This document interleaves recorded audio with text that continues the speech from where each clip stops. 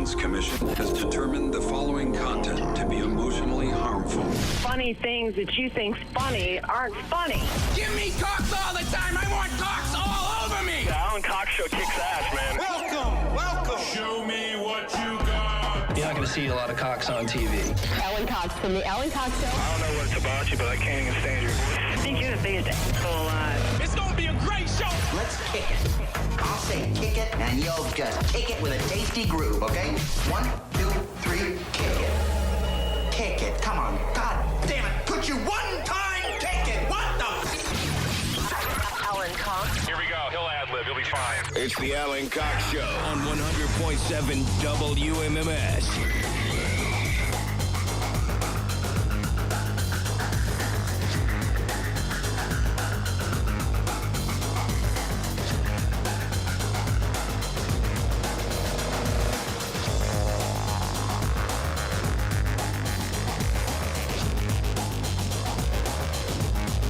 All right. Hi, Alvaro Boulder.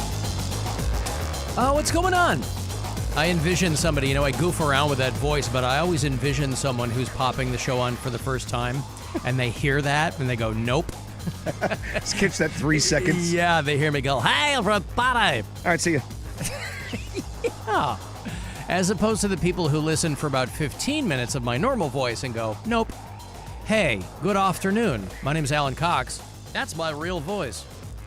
And happy to be here. Happy to have you here. Not in the biblical sense, but, every other. Rob Anthony is over here. What's going on, man? Is it safe to say you're in your fields today? Oh, boy. All right. Am I ever. We're out tomorrow because I'll be in Dayton getting ready for the Dave Chappelle show. And Rob will be dropping his elder child at college. Yeah. And now again... For her freshman year. First time. Yeah. It's ironic not ironic, but it's not lost on me because I'm an old dad. Since my older kids didn't grow up with me, right? That the very first time I'm going to have to go through something like that is when my current fourth grader, she started fourth grade this morning, goes off to college. And I'll be old by then, right? I mean, what, 10 years? 9-10 years? I'll be in my early 60s. Yeah, but it's going to feel like it's next year. Yeah, I mean, you know that. Probably, it's probably. like it just goes so fast. Like, I feel like, we were just taking her home from the hospital yesterday, and now we're... Now, do you feel like by the time your other daughter goes to college in just a few years that she will get short shrift? No. You won't go, nah, I already did this. I'm a huge softie when it comes to them. Okay. So, yeah, it's going to be a thing for both of them, I'm sure. Now, there's probably a part of her, she feels ambivalent about it because on the one hand, like, obviously, she's going to miss you guys and blah, blah, blah, but she's going to school where she's going to be unleashed. Right.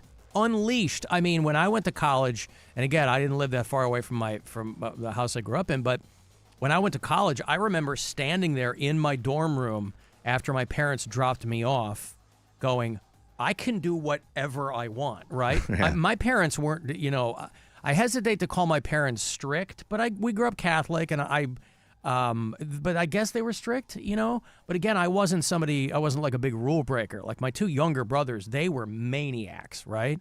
I was just kind of like, I didn't like getting in trouble. I was kind of a straight ahead dude. I kind of kept my head down and did whatever. But by the time I got to college, I vividly remember standing in my dorm room. And my roommate hadn't even moved in yet, standing there when my parents left campus. And I go, I can do whatever I want right now. And I don't know what I did. I don't remember what I did, but it wasn't like I went out and did anything crazy. I think I probably just went out and walked around. Drop trow. Walk around your dorm sans pants. It probably would have been a lot more fun if I had been like that person in college. But I just wasn't. I think I literally got on the L train and went downtown. I mean, I don't, but I'd been doing that I don't know what I did. I was just walking around by myself. Yeah, digging it. And going, I can do whatever I want.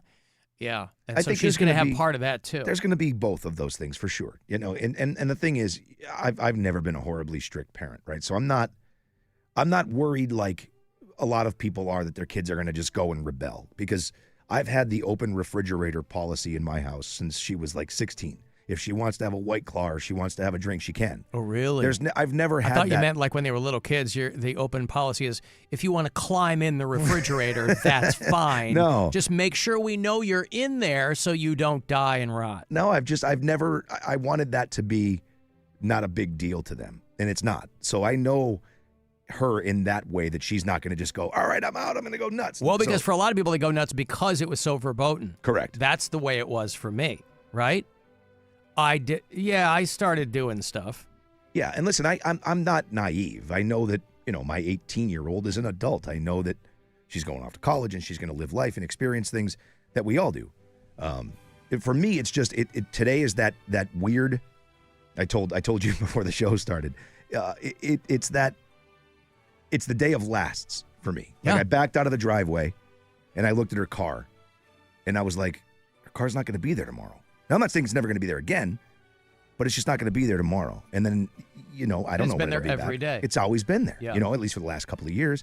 And she's been in my house or under my care for 18 years. And tonight's the last night of that. So it feels very, very weird to me. I think anybody who has kids understands, right? It's just like that. There's the part that, hey, we did it. Good job. Like, I'll look at Melissa and say, we made it. Good job, But there's that loss feeling, too. You're also only a few years away from being empty nesters. Oh, God. Thank you. And that's when people have to stare at each other and go, now, because, your whole lives up until that point, your adult lives have been like the kids are your common thread. Yeah. And that's when a lot of people go, wow, now what the hell do we do? Got to get a hobby. The lament when you have kids, when they're getting older, you're like, that'll be great if your friends that don't have kids are like, we do whatever we want to. And for those people who do have kids and then they send them off to college, then they go, well, Jesus, now what do we do? Well, because you've made your whole life about them. Yeah. So like, and that's the thing. Like, I've always felt more bad for my wife than for myself when it came to the kids because my wife never has really had an identity of her own. And she shot him out. Right. So she's got that extra bond. But like on top of it, what I do for a living, right? So we've moved around because of my job. Right. So it's always been like, oh, Rob's job first, right? It's the things that I do. Oh, you're Rob's wife. You work, or he works at the radio station. So that must be cool. What's it like? And it's never like, what are you into? So it's either the kids or it's me. So now I'm like, you got to start like figuring out what you are, right? Because the walls are closing in on it just being us, where it's, you got to be you, I got to be me, and we got to sort of be older people together. Uh-huh. Because I ain't going anywhere. Now, Look at me. listen, to use pets as an analogy, and I know that that's a little weird, but use pets as an analogy, right?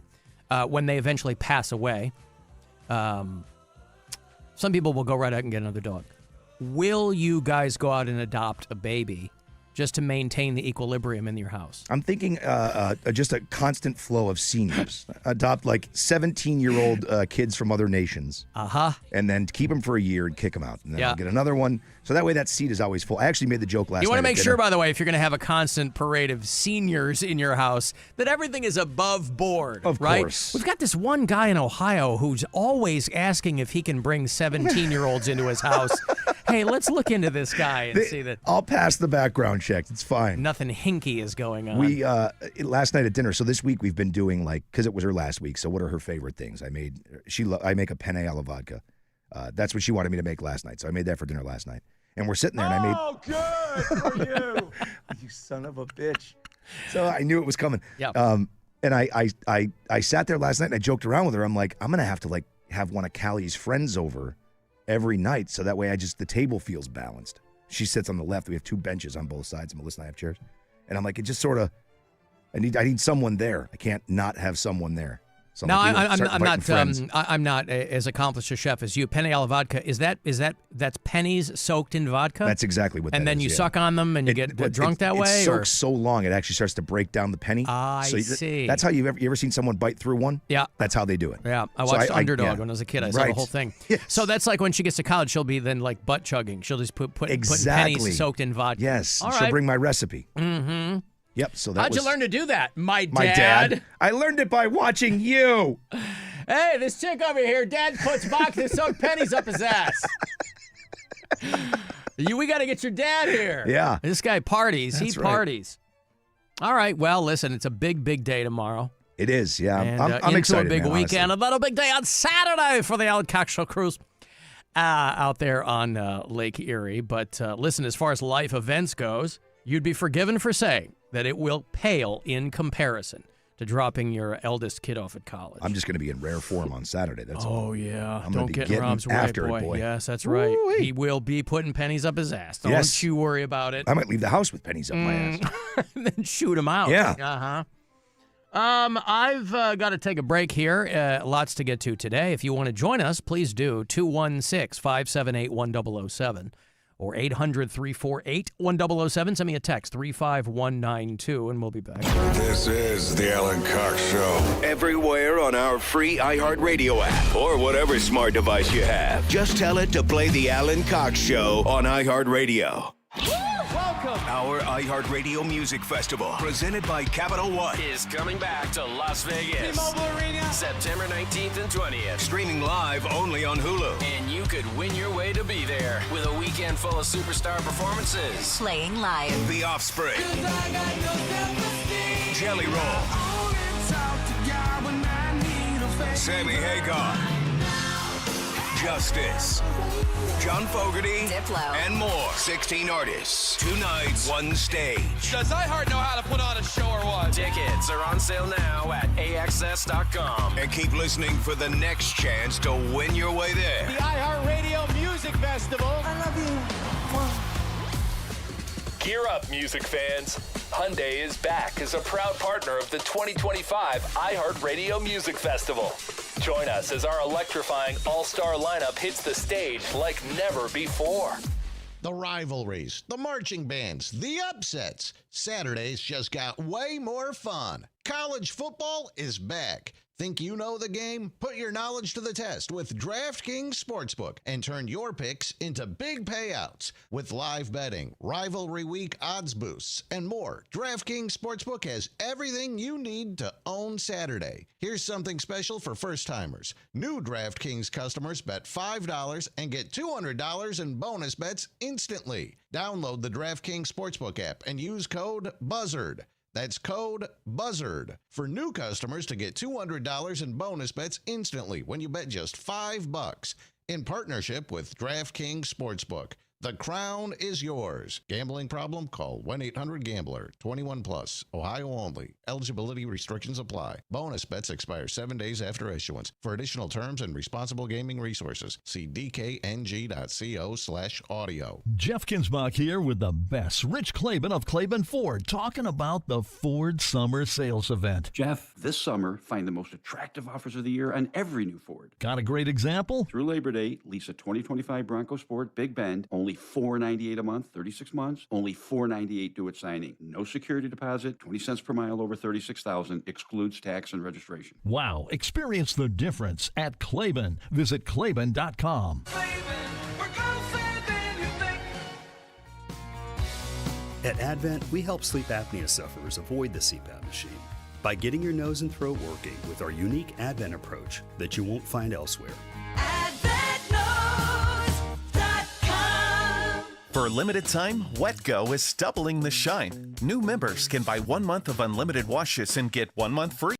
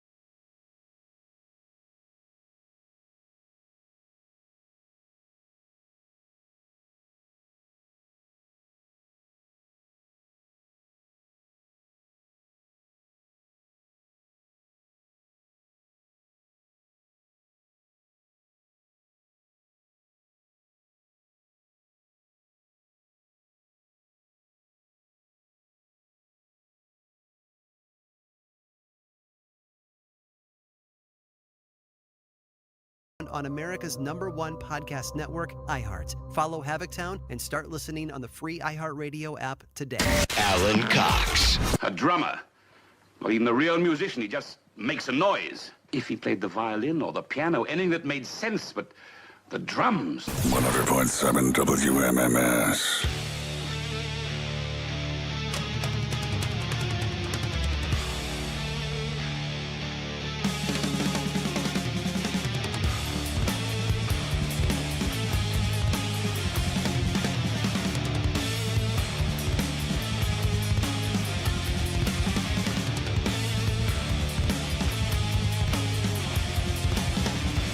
A little bit of Mastodon here for you. Terrible news in the heavy metal world that Brent Hinds died.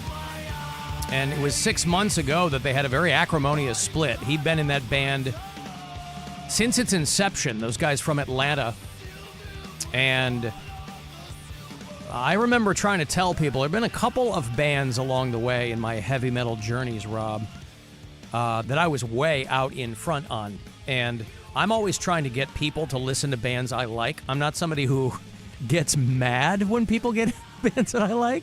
But Gojira and Mastodon, who have toured together, but those were bands I was digging on a long time ago before people had kind of gotten hip to them. And so I was so happy when more and more people were getting into either of those bands. And about 6 months ago, things had gotten so kind of troublesome between Brent Hinds and the remaining members of the band that they were like, hey, we've been together for 25 years. We've decided to mutually part ways. It didn't sound like that in the aftermath. It sounded like maybe the way he was living was not a way that was sustainable for that band any longer. He was trash-talking the other dudes in the immediate aftermath of this. And so, a story from Atlanta television last night. I mean, it was on the news before they even really knew what had happened. Following this story, new video of a deadly crash in southeast Atlanta. At least one person was killed along Memorial Drive and Boulevard. GDOT cameras recording the scene where police tell us the person died. Another was rushed to the hospital. We're working to find out the cause of the crash. Yeah, so that's the middle of the night there in Atlanta, and it turns out that the guy who died on a motorcycle was Brent Hinds, who was 51 years old, and so he was kind of just beginning to do some new things, I think, with some different people. Killed Wednesday night in a crash. The initial story that I saw, because I'm kind of triggered now by the phrase tragic accident. A very, very close friend of mine a couple of years ago OD'd accidentally. She had been going through it for a number of years, but her parents really were not in any position throughout all of that to contend with what was going on in her life. And so they didn't really want to come to terms with it. And so what they ended up writing in her obituary was that she had died from a tragic accident, which makes it sound like she fell down the stairs or whatever. And she wouldn't talk to her parents, her family, wouldn't talk to any of her friends or any of us about the circumstances surrounding it. And so anytime now that I see the phrase tragic accident, especially for a guy like Brent Hinds, who was no stranger to living life exactly the way he wanted to live it. And so when I saw Brent Hinds killed in tragic accident, my initial thought was not literally. I was like, oh, he overdosed. Yep. But nope, killed in a motorcycle crash. His Harley hit a BMW SUV. The BMW SUV failed to yield, making a turn around midnight last night in Atlanta. The guy in the motorcycle was Brent Hinds. The Fulton County Medical Examiner's Office confirmed his death at the age of 51. And so this guy, and obviously the guys in Mastodon appropriately crushed by the news, whatever happened in the band, they all kind of came up together. Mastodon, I think they did Incarceration a few years ago. And I couldn't tell you the last time I saw them, but they were just unbelievable live, and they were dynamite. But they founded Mastodon in 2000. Him and Troy Sanders, Bill Keller, Brand Daler, who is one of the, I think he's finally kind of getting his due as a drummer. And he's kind of from that Neil Peart school, not in the way he plays, but in the way that he writes a lot of their lyrics. And so the guys in Macedon posted on Instagram, a state of unfathomable sadness and grief. And again, when I saw tragic accident, I didn't think of it literally. Right. But that's exactly what happened. So Brent Hinds gone, but had been kicked out of Macedon about 6 months ago. And I forget the name of the dude who replaced him. It wasn't a guy that I had heard of. I assume maybe they, popped up a guitar tech or something. I don't know. Maybe an Atlanta guy. But despite the initial statement that they had mutually decided to part ways, Brent Hinds was like, no, I got kicked out of Macedon. And so he was kind of trash talking those dudes. I mean, as recently as a few weeks back. So it's just, I guess, tragic with a capital T in the way that it ended with him and his bandmates and the way that it ended him getting hit by this car. Failing to yield. That sucks. Rob, when it comes to traffic, I think any opportunity you have to yield is a good one because it could save someone's life. Look twice. Look twice. Measure twice. Cut once. Yeah. You can use that you can use that in life.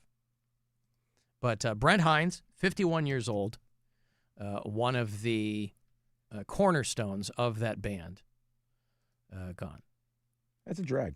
Yeah, that's a real drag.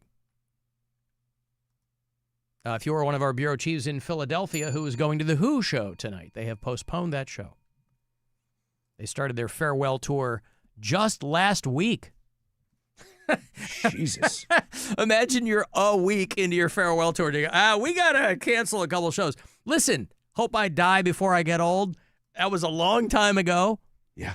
I think Roger Daltrey had to be dragged kicking and screaming back into this farewell tour. I mean, they went on a 50th anniversary tour like 7 years ago. Yeah. Right? And so they go back out there. Our friend Woody has a real Roger Daltrey vibe to him, right? He does. And he's a musician, and, he can play a guitar and he can sing. But a lot of these guys, The Who going on a farewell tour. Megadeth announced last week they're going on their farewell tour. I was reading a thing in what was this? About somebody wrote, hey, for all of the people complaining that these classic rock artists should be, calling it quits, most of them are in amazing shape. Yeah. This guy who wrote this article, I think it was for the Wall Street Journal, he's like, yeah, these guys are old, but they're still running around every night. Mick Jagger and Bruce Springsteen. And they're like, The Who didn't even come close to dying before they got old.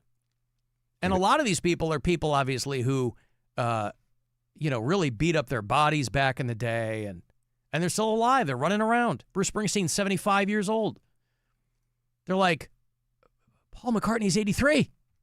Now, I didn't realize Paul McCartney was 83 years old. I know Ringo is old. I didn't think Paul McCartney was that old. I thought Paul McCartney was like 42, Rob. He's got brown hair. I think he's a little older than that. Oh. I think. See, that would track. He's 83. And again, Paul McCartney is not running up and down the stage. He's not Springsteen. He's not Jagger. But these are not young men. So people that are like, the point this guy was making was, yeah, these guys are old, but a lot of them look way better than like the Gen X guys who are out on the road still, Yeah, but the guys in Oasis, they look pretty good, and they're in their early 50s.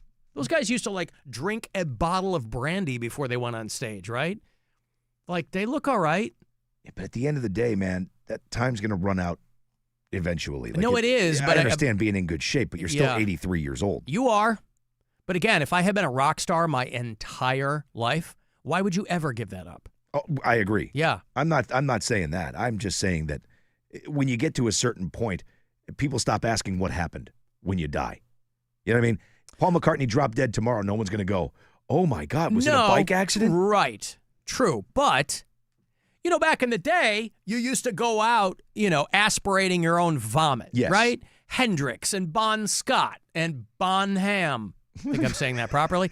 Of Led Zeppelin. Yeah. Keith Moon. The guy was 32. he would have never envisioned that his bandmates would be touring 50 years later. No way.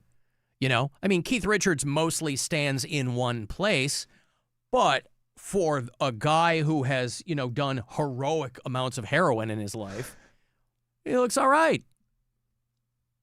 You know, Paul Stanley and Gene Simmons. These guys just got tapped for the Kennedy Center honors. They're 73 and 75. You know, Ozzy just died, but he had Parkinson's for 20 years. He was 76 when he died. So, you know, why would you stop doing this? I guess if you still could. I don't know. I mean, in Springsteen's case, I'm like, the guy's running around for 3 hours a night. You know, I'm sure he doesn't feel like he's 27. But, you know, you talk to people my age. And again, I'm lucky. I'm 54, but I'm someone on whom nothing hurts. You know, nothing cracks or pops or nothing hurts on me, right? I don't have medications. I'm not, you know. Now, I fully expect something will get me all at once, right? I'll get nut cancer or something will get me. I get it, right? I've lived that kind of life. Something will get me all at once. But, I mean, I talk to people way younger than me. They're like, oh, this hurts, that hurts. Now, people do different things, right? It's not like I was a professional athlete. You understand, you know, if somebody was an athlete, they're 32, you know, and they have, like, new hips. You know, Shirley Manson, right? Garbage is coming to Cleveland. Love Garbage. Shirley Manson is just a few years older than me. They had to cancel part of their last tour because she broke her hip. And she's not running around on stage. And obviously, every person has things that are, no two people are the same, obviously. You know, you can have congenital things that you don't know about until down the road. You can have things that are hereditary, blah, blah, blah. But this guy writing, you know, this article, he's like, it's pretty amazing how many old rock stars are still out there and doing it. For all the complaints that people get. Now, contrast that with the video going around of Klaus Meine from the Scorpions. You sent this to me. Yeah. That and Vince Neil. I couldn't tell what song the Scorpions were singing. Now, those guys are on a 60th anniversary tour. He's old, man. He is old, but he's like doddery old. Like Yeah. they're putting, I think he was singing Rock You Like a Hurricane. It was. If you haven't seen it, there's a video going viral of Klaus Meine from the Scorpions singing something, and you don't know what it is. And we've played the video of Vince Neil. Ham hit a dog, right? I mean, and that it goes beyond teleprompters. I mean, you can understand somebody, if you've got a sizable catalog, not remembering Ozzy was using teleprompters for 25 years. So the teleprompters, people used to slag those guys for that. I'm like, that's the least of your problems now. Well, in Vince, you can't blame age. Like, he's been a mess for years. He's just fat, out of shape, doesn't care. He's mailing it in. You can tell he clearly looks like he's on something in that most recent video. Just standing there. He's probably on diabetes medication God, he or looks something. Awful. I mean, rock stars used to be lucky if they got to 40. Yeah. So it's, you know, somebody mentioned this to me the other day too, that technology in general has made people that nature would have weeded out, right, live a lot longer. Yep. Technology and science and medicine, right, all those things have just extended most people's lives. People who take terrible care of themselves, science has allowed them to live longer than nature ever would have allowed them to live. And who knows? So, Brent Hinds of Mastodon, 51, out of all the things, again, that this guy did to his body, when I saw a tragic accident, I immediately thought, overdose. And in subsequent stories, when more information comes out, that's what they'll say. Nope, motorcycle accident. Guy in a Beamer SUV didn't yield, smashed right into Brent Hinds, right before midnight. The guy's gone. Alan, you want to see something crazy? Check out Frankie Valli still performing. Oh, that's the creepiest video I've ever seen. Yeah, but isn't it? I don't think I've seen it, but I've heard about it. Isn't he still like up there killing it or no? No, he's not. He's standing there. Okay. He's lip syncing, and he just like he's going. He's like just moving his mouth like it. Really? It's I don't know how to describe that, but he looks like a puppet. Like it's just he's just moving his mouth. He's not doing anything. He's standing there holding a microphone to a track. It's sad to see. Like at a certain point. Well, he's 91. Like Tony Bennett sang until he died, right? But he'd go out and he still could sing. And he still sort of gave that Tony Bennett vibe. I'm not the world's biggest Tony Bennett fan, but he went out and he was still doing it. This is like, I don't know what the hell they were thinking. I'll show you the video here out. if you're watching the live stream. The video is Frankie Valli okay, right? This is it. Okay, so he's...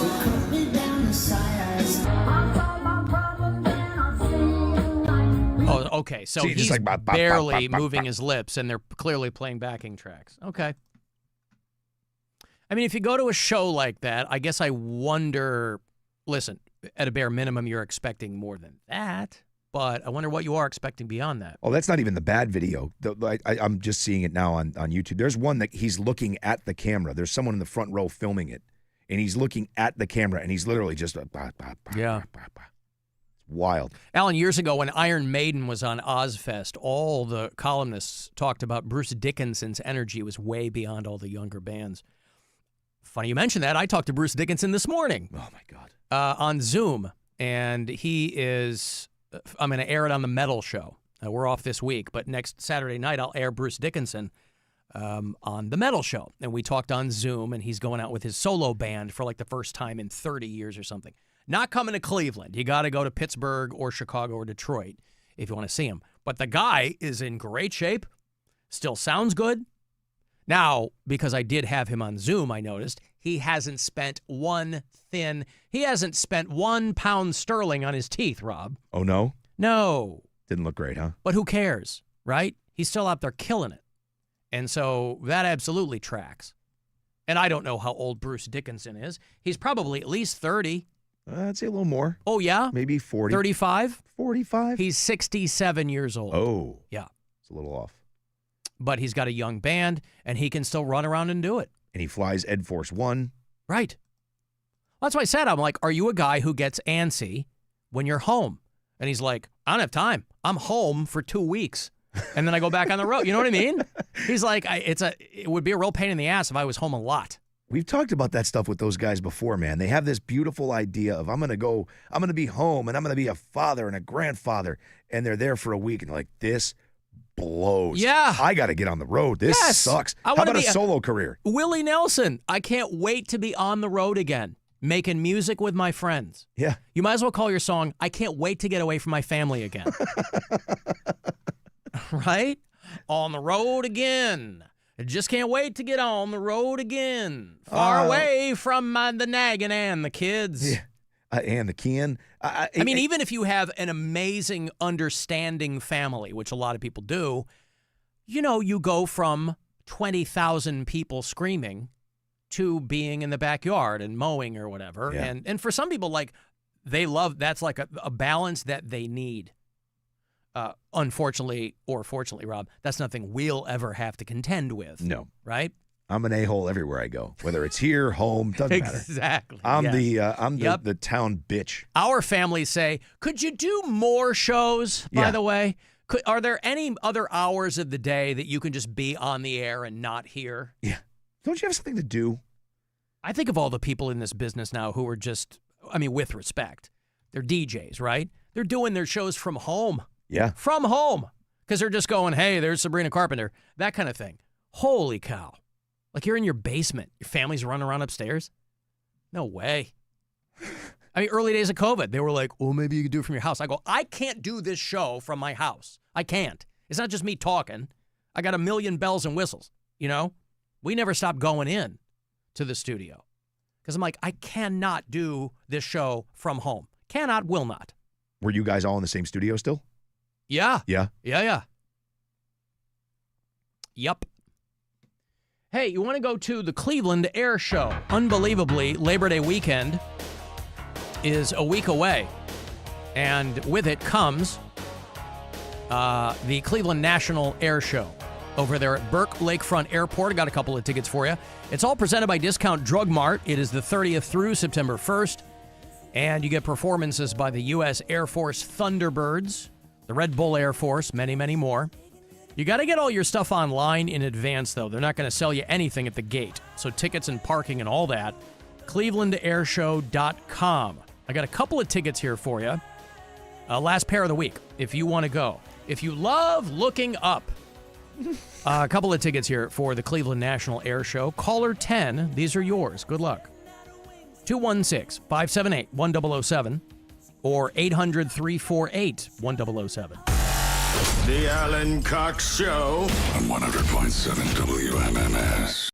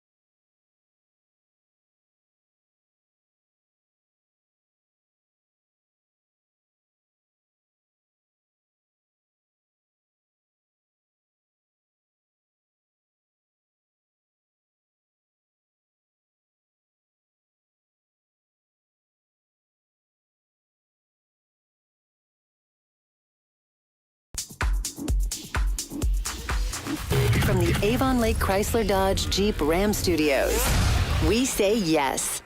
Portions of the following program were pre-recorded. 100.7 WMMS, Cleveland. Call the Alan Cox Show. Cox. Cox. Is that with an X?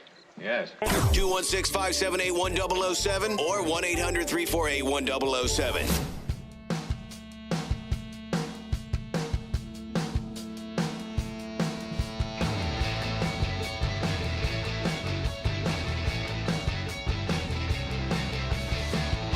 Boy, how about the Guardians losing at the last minute last night? They were in extra innings, and it looked like maybe they were going to pull ahead. They did not. By the time we signed off, I think the Diamondbacks won like minutes later. 3-2 was the final there. Bottom of the 10th, maybe? And they got it out there. So the D-backs ended up taking 2 of 3 there against the Cleveland Guardians. Arizona's still under 500, though. And the Guardians hovering just above. They will be back at it tomorrow night in Texas against the Rangers. First of 3 here on WMMS. Tomorrow night, that is an 8:05 start. So pregame around 7:35. I will have tickets for you for the next homestand, which is when the Tampa Bay Rays are in town. I'll hook you up. I think it's a 4-pack for the last game in that series, which is Wednesday.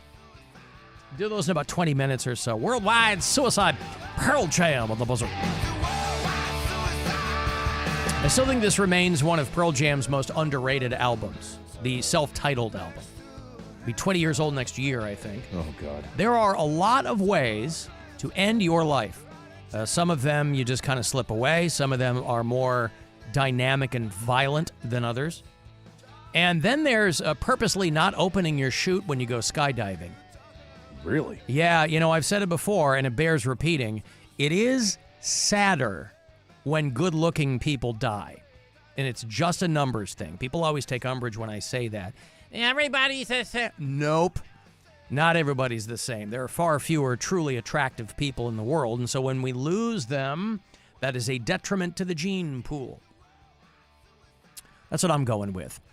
A young woman named Jade Damarel, 32 years old, and an experienced skydiver. The day after a breakup with her boyfriend, just decided to not open her chute. She was doing a 15,000-foot jump. She had completed more than 500 jumps without incident, including 6 the day before. You got to go up. It's time-consuming, if nothing else. Time-consuming. You get up there. Anywho, she got broken up with by her boyfriend, and she just didn't open her chute. They found notes where she was apologizing to her family in the early hours of the morning. She was in a 60-second free fall and, of course, died instantly. They initially thought that her death was the aforementioned tragic accident, but then they determined not only had she left notes, she had chosen not to wear her GoPro, which she always did. And it became clear that she made no attempt to deploy her main or reserve parachutes. They determined that those were both in good working order.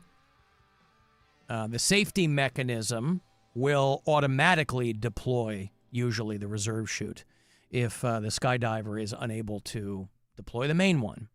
And so they determined that she did this on purpose. Just didn't open her chute. Jesus. After she and her boyfriend broke up. You know how bad you have to want to do it, to do that? Like, seeing that ground sneak up on you. Like, you got to be like, all right, I'm just going to pull this thing. Yeah. Like, unless you go, like, on your back. Maybe if you fall backwards so you don't see it coming. Well, but you also, there is a point at which you're not going to be able to open it anymore. Right. Too No, late. totally. Yeah. She had a gig. She worked at as a marketing manager for some a digital company or something. That's terrible. And just didn't open her chute. Pretty girl, too. And so that's why it is sadder when someone who is attractive dies like that. Because we just don't have as many of them. A woman who was representing Russia in the Miss Universe pageant a few years ago. She died when her car hit an elk in Russia. In Russia, elk hit you. the late model's husband, talked about the incident. She was 30 years old, died last week after her car hit an elk, collided with the animal. Her husband was driving. She was in the passenger seat. She died. He lived.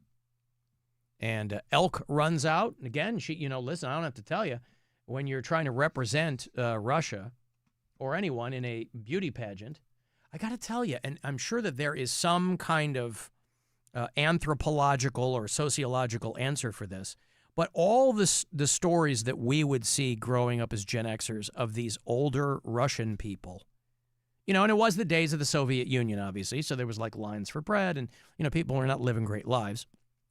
And, of course, now that Russia has won the Cold War against the United States, we'll see what happens there. But you would just see all these Russian people who just looked like, like, oh, this woman's 30, and she looked like she was 90. But there's all these crazy hot Russian girls. And I wonder where that's from. I wonder how that happens. I mean, you're going to have attractive people in any country. But boy, there's so much of that, though. Like, especially and Russia's a big country, those too. European countries, hot until they're not, right? Like, just one day they wake up and they look like their grandma's. Like, whoa! I know, but I'm like, how does that turn into, looking like Tiny Tim? Usually people age, but they still maintain what they looked like. And so, I don't know. So she, I guess they put her in a coma for a little bit and then regained consciousness, her husband said, but then immediately, I guess, deteriorated, went back into the coma, whatever. But an elk ran out in front of their car. And that's how she shuffled off her mortal coil there. I thought you meant things got rowdy over at the local Elks Club. Somebody just stepped out in front of a car. No! That's a whole other thing, The colliding with an elk. Order of the Elk. Yeah, but also, like, you're not going. Those are usually older people. Yeah. Had it been over here, of course, she could have consulted Elk and Elk Law Firm, Rob. But as far as the local Elk chapter in Northeast Ohio, I don't know who that. Everybody's okay over there. I'm pretty sure everybody is okay. Yeah. Good. Yep. My first concern. I know. Well, $2 PBRs on Thursday night, right? I joined the Moose Lodge when I was a kid because it was so cheap. Mm-hmm. The beers were like 50 cents. It was the greatest thing in the world. Oh, and I lived in Tremont when I first moved to town. There's a VFW hall over there. You just go downstairs. Oh, they'd let you drink in the VFW? Oh, hells yeah. It was like $1.50 a beer. And you'd meet, and people are really sleeping on veterans. Sure, literally in some cities. But I'm saying, like, if you don't have an opportunity to talk to some of these, old dudes who populate these Elks Club, Local 18 out there in Willoughby, you want to sit down and just hear some stories. Now, depending on how salty they are, they might just tell you to go scratch. But, in this country, hot on the heels of me talking about that guy who wrote the article about how all these rock stars now are in their 80s and they used to all die before they were 40. Today is National Senior Citizens Day. And, of course, it's almost written into the charter that this country treats their elders horribly.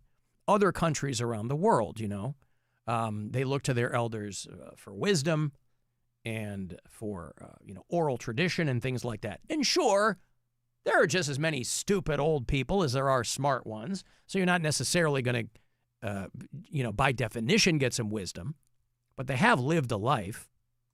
And so when you get a chance, I didn't grow up with a lot of old people around me. We had my grandmother, and that was it. And I've played clips of my grandmother before on the show many times. That woman had a one-track mind. Boner. What? Boner. Thank you, Grandma. I miss you. Boner. Hard to believe. 10 years next year. But I wasn't surrounded by my elders, by old people. And my grandma was a piece of work. A bunch of assholes. Thank you, Grandma. I love you and miss you. She's not wrong. Nope. So if you get a chance to sit down at the Elks Lodge, pull up a stool, Rob, and, ask some questions. They've got there's Local 1938 there in Parma, right? Right down the road. They go one out by me in Westlake. All over the place. And if you get in with the right group, $1.50 PBRs. Yeah, it's great. And you're going to get a hell of a story. You want a good story. I think so. My Elks Lodge, the Moose Lodge that I was in, a fellow member, when I was there, I was sitting at the bar one day and saw this gigantic man walk in, sit at a stool. I've never seen a taller man in my life. It was Manute Bowl. He was a member of the same Moose Lodge as us. Yeah. And he would sit and just buy beers and drink like a fish. Yeah. For hours. Manute Bowl. You ever heard the elk bugle? Something? The sound is called the elk bugle. It's No. their mating call. He was 7'6". Uh-huh. I didn't realize he was that tall. Okay, well, yeah, Manute Bowl. Yep, he was a fellow Moose along with us. Bought him many a beer. We didn't talk much. Nice guy though. And he's been dead for a minute, yeah? Died in it was like early 2000s, I think, like 05 maybe. Yeah.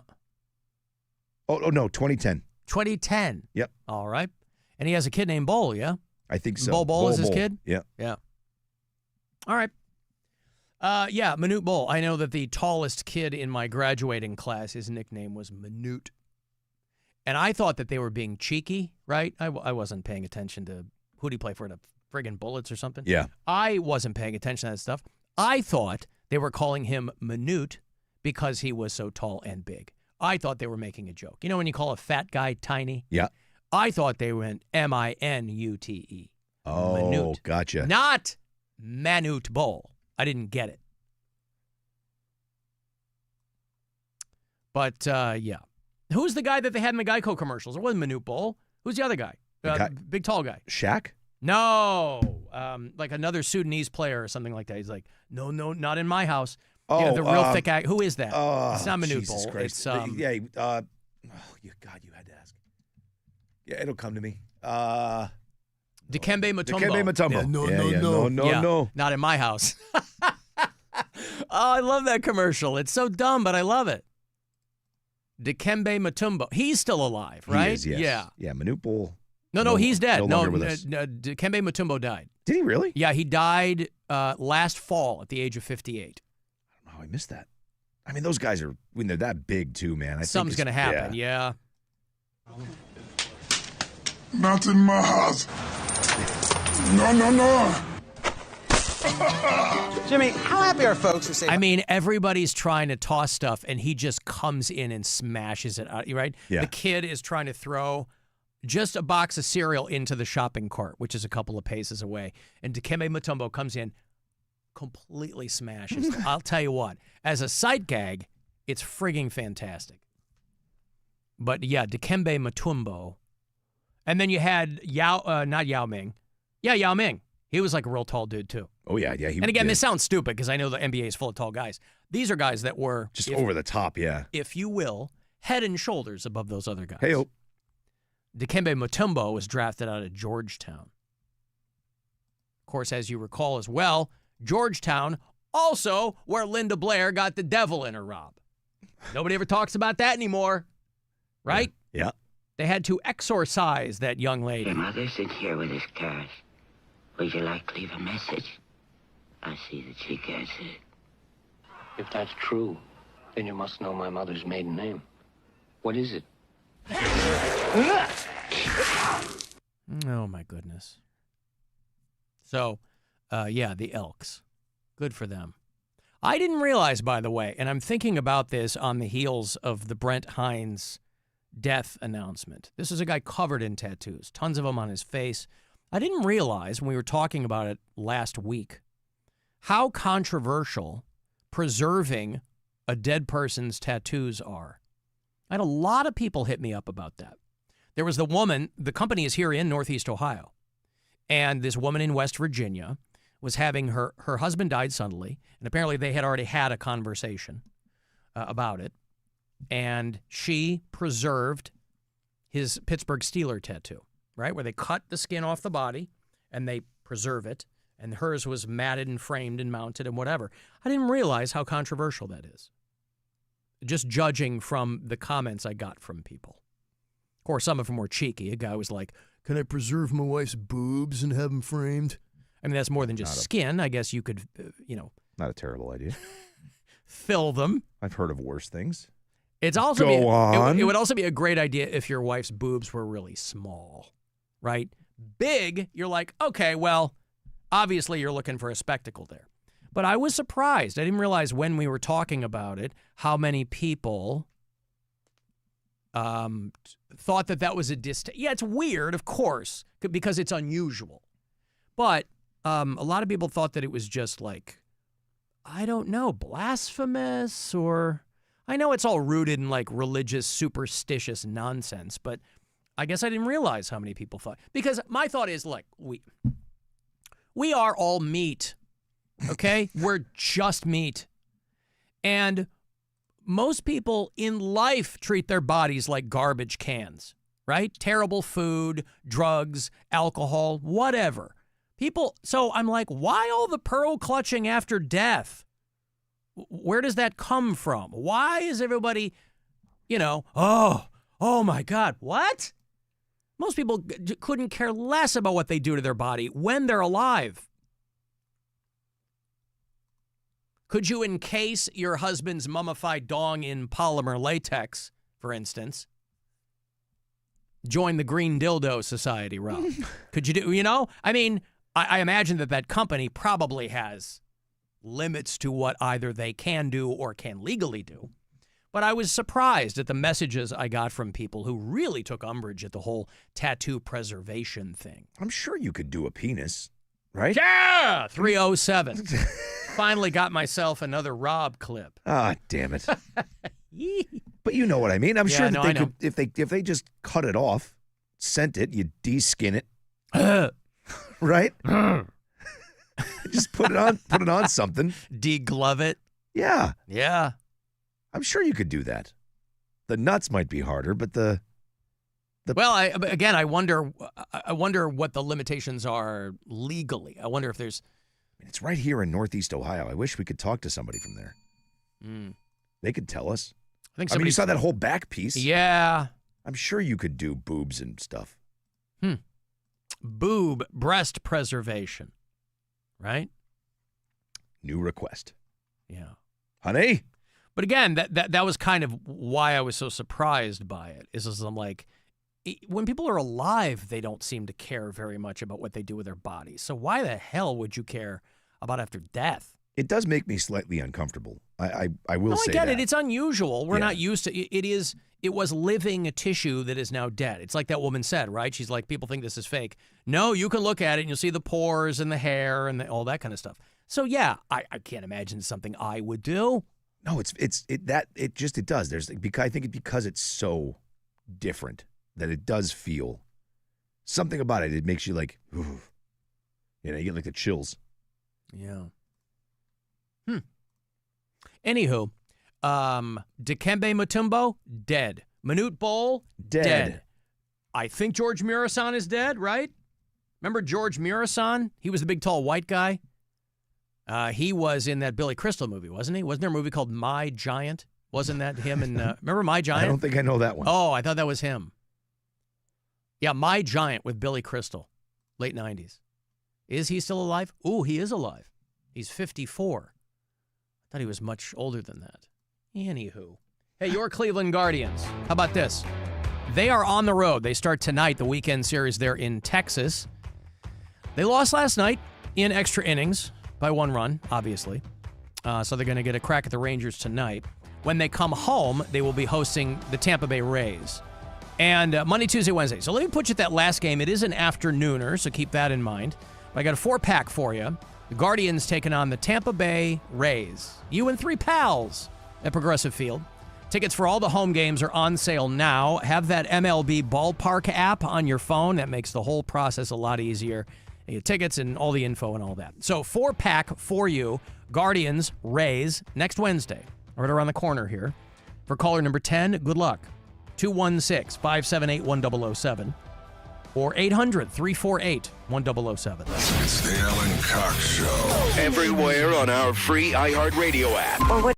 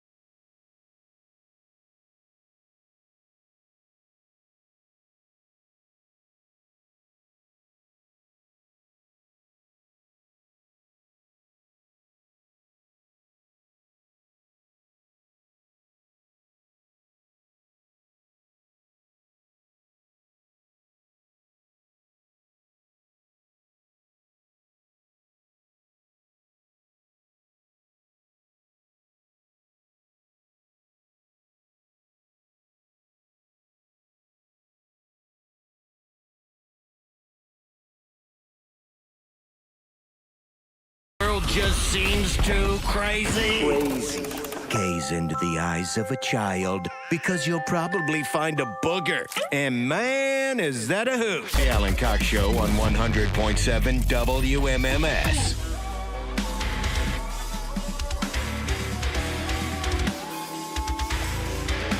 Devotion to accuracy, by the way. I didn't realize I said that the Guardians were playing tonight. Of course, they're not. They'll start up tomorrow night in Texas against the Rangers. Friday, Saturday, and Sunday. And then back here at home play the Rays.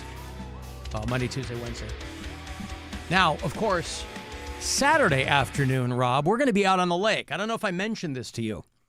We're doing the Alan Cox Show cruise. I hadn't heard. It's called Captain Fun's Floating Fandango. Oh. Because everyone calls me Captain Fun. It's my bad. I didn't ask for it. Rob and I are actually going to dip into the Parma Tavern after the show tonight in an unofficial capacity because I'll be giving away my last pair of tickets here on the show in about 20 minutes. You can buy them. That's what I would tell people to do. $20 a pop. Go to WMMS.com. But we like the Parma Tavern, and so we were like, hey, we should go somewhere with a handful of tickets, unofficially, and so we're just going to go to the Parma Tavern for a little bit tonight. Yep. After the show. So if it's in your neck of the woods, we'll be there for a bit. And we don't have a ton of tickets. I mean, I think I have Right. I'll have to count them, but it's not a lot. Also, because there's going to be a Browns game on Saturday afternoon, it's going to be a mess downtown. So just take all of that into account if you're going to join us for the cruise, because the Good Time 3 leaves and docks from that 9th Street Pier, right across the street from the Rock and Roll Hall of Fame. So I think kickoff at Brown Stadium is at 1. So most people who are going to be down there for that will already be there. But there's always like road closures involved. And yeah, there was all kinds of stuff. Now, why can't, and this is something we should look into next year, we should talk to our friends at Circle K, since they're presenting the whole cruise for you. We should try to find out if next year, provided we do the cruise again, why can't we get some road closures? Ooh, I like that. Imagine local traffic reporters having to talk about, there ain't going to be a wet and sloppy day tomorrow or Saturday or whatever. Imagine if instead they're like road closures for Captain Fun's Floating Fandango. I like it. Well, people going, the hell is that? Wet and sloppy. Yeah. We should also see if we can get a police escort. I mean, let's not get too crazy. Do they know who we are? I don't know who we are. We are local celebrities, goddamn. But yeah, so if you're joining us for the cruise, and I hope you are, there's an extra level of difficulty on Saturday. So make sure that you get there on time. Give yourself plenty of time. I think we start boarding in the 2 o'clock hour. We're sailing from 3 to 4:30.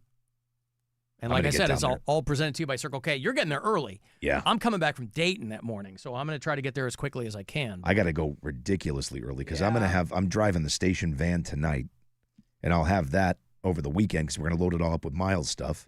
Yep. Taint Smasher. Mm-hmm. And then I'll bring it back on Monday. So I have to be down here at like 10:30, I think, on Saturday morning. Yeah. Just to get all the stuff on the boat because they're setting up the band. Understood. It's going to be fun. I also have to remember that because it is, let's face it, the social event of the year, we have a lot of advertising clients who come on the cruise. Yep. Who want to be part of the whole thing. And so there's this balancing act. This is your first year on the cruise as a member of the show. Yeah. You've been on in years past as the program director. Rob wears a lot of hats. What do you want from me? But there is a balancing act that I have to do every year on the cruise between having a good time, partying with the listeners, and remembering that we have clients on the boat, right? Yeah. I don't want to be like, yeah, I tell you what you should do with your, you know what? I don't want that. They're there to have a good time. Let me tell you why I love Circle K. On my drunken drive homes, I stop all the time, and you have the best selection of Slim Jims and potato chips I've ever seen. Yeah. Thank you. Last time I was in there, I went to Circle K out by me, okay? And I knocked over a whole display on an end cap. Yeah, And that I was said me. to the guy, I go, hey, man, don't give me a hard time. I'm Alan Cox. A Circle K did my boat. And they go, we got a guy in here. He's yelling about his boat. And, sir, could you get somebody down here, please? Avon police showing up. Yeah. You know, I also love those little meat things you guys have on the rollers. The Those hot things dogs, are sir? The hot so dogs? good. The hot dogs, sir? So good. No. They had like the coating on them. Remember those things? The meat inside them. Mm-hmm. Encased meats. Good, man. Hey, man, don't tell me I can't put my mouth right under the nozzle. If I want to fill my mouth with Polar Pop, I'm going to do it. Yeah. I'm just wheezing the juice, man. I learned it from Pauly Shore, man. Wheezing the juice. Yeah. Yeah. A kid's going to be like, who the hell Who's is Pauly Shore? What? You don't know Paul Shore? All right, Come fine. on, man. Come on. So a bit of a balancing act. Again, I am a professional, Rob, but we do have, people who are kind enough to I shouldn't say kind to advertise on this show. It's the #1 show. Of course they're going to advertise. But then they're like, hey, we want to go on the cruise, right? And we have salespeople on. It's a whole big thing. So, all they care about is my tab. I got to walk that line. And again, it's a 90-minute cruise. There's only so much damage you can do there. But there's also, when we carry it on into the afternoon and the evening. Afterwards, that's when you can end up maybe getting into some trouble. I'm going to be high on emotion. It's going to be. I'm going to have to be careful. I think. Just get out of there early. Yeah, because you don't want to add alcohol to the proceedings there if you're already kind of if you are in a compromised emotional state. Right. Holy cow. What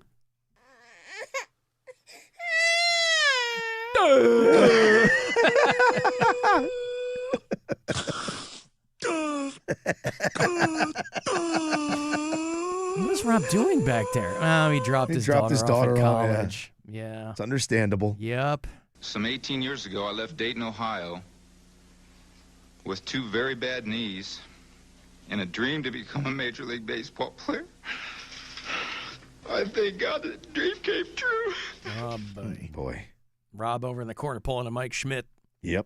By the way, I got a lot of messages. I got like a Brian level number of messages from our buddy Walter Williams.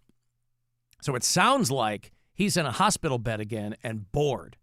I'm not going to play you all of them, but I'm going to play you the one that is amazing to me. Because, when I get these voicemails, they get sent to me over our email, and it transcribes them. And it's, listen, talk to text is about as good as it's going to get. And so it's not word for word. But I was like, what the hell is he talking? He's back at the Cleveland Clinic, and he's apparently in a hospital bed. Oh, boy. And he's telling me about his roommate over there, the other person in the other bed in his room. He's talking about herpes and syphilis, and I don't know what the hell's going on. Hopefully, if he's blind, that person's deaf if he's MFing him right next to him. You know what I mean? Nothing like that, but I was like... This man has the herpes. Yes. Hello there again, gentlemen. As my wonderful housemate... Uh-huh. That's all I hear now. Yeah. Walter is our Riley Martin. Huh? or a roommate in this room at Cleveland Clinic's main campus sleeps the sleep of gratification exuberantly with a loud... Sleeps the sleep of gratification exuberantly. Yeah. Wow. Man, this guy makes me sound like Fred Flintstone, right? ...of snore. I can only ascertain that the women he is entertained in the past have been kissed with herpes and embraced with syphilis. The women that he can ascertain that the guy sharing his hospital room with him, he can ascertain that the women this guy has entertained in the past have been kissed with herpes and embraced with syphilis. How did he get all that from the guy sleeping? That's what I'm saying. And this dude can probably hear him. Thank you, sir. Yeah, I gave every single woman I've ever been with syphilis. Hey, man, are you telling everybody I gave people syphilis? I told you that in confidence. Yeah. Dick. Kissed with herpes and embraced with syphilis. They got kissed with syphilis. Embraced with herpes. Hey, keep that a lot longer. Essence, I think that if one were to peruse his domicile, the said paint would be enhanced with chlamydia. And the paint of the guy's house would be enhanced with chlamydia, Rob. Uh-huh. Listen, there are so few things that aren't enhanced with chlamydia. I mean, if you really want to add an extra level of zhuzh, to your domicile, you can enhance your paint with chlamydia. Mm-hmm. Tinged with vigorously resurgent bacterium in a variety of manners. Thus, you would need a hazmat suit to venture to this person's domicile. However, I digress. He said he's going to get paid soon, so there may be changes. One may also... He's bored, dude. He's bored. sitting in a hospital room, and he's bored, and I hope he's okay. He left me half a dozen messages like this.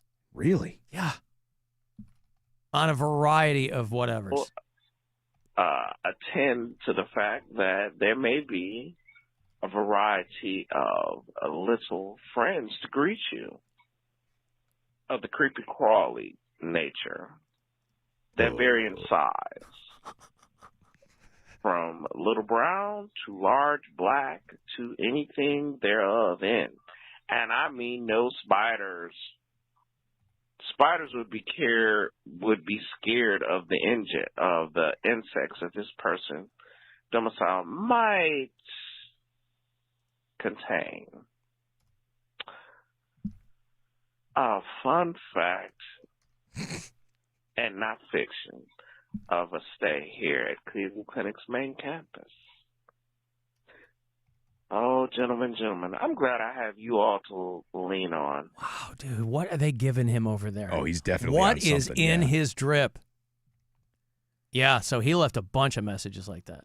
Like, what? But listen, he had me at kissed with herpes. Oh. Huh?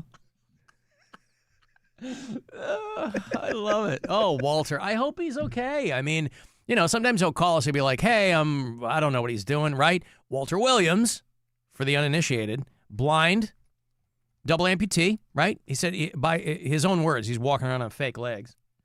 But they're your real legs, right? I mean, if they're the ones you've got on, they aren't the ones you were born with, but they're your legs. And, man, he's out there checking in occasionally. Alan, any chance we could get another animal to pick NFL games for us? We did this for many years, right? We had Al Marcinek runs Marcinek Farms out in Pennsylvania, and he had Terry the goat. He had livestock who would pick games for us week to week. And then when Terry passed away, Bill Squire, we had his dog picking games for us. And then after that, we just didn't do it anymore. And Jimbo, who is our bureau chief out in Alamogordo, there in New Mexico, he's like, how about one of them humanely captured mice you've got? Now, I hadn't thought about that. How would I set that up? Have one of these mice that I've caught in my shed or my garage that are in these, transparent traps, these humane traps, and then my daughter and I go and we release them back into the wild. But maybe I should keep one of them, at Jimbo's suggestion. Maybe I should keep one of them to pick NFL games. I don't know. I hadn't thought of it. But now that I am thinking about it, I mean, logistically, I'm not sure how that would necessarily work. Got to keep it alive. Like, that's... long He said time you to- wouldn't be able to have them on Packer games because mice would automatically side with cheese heads. I get it. I get it. I get it.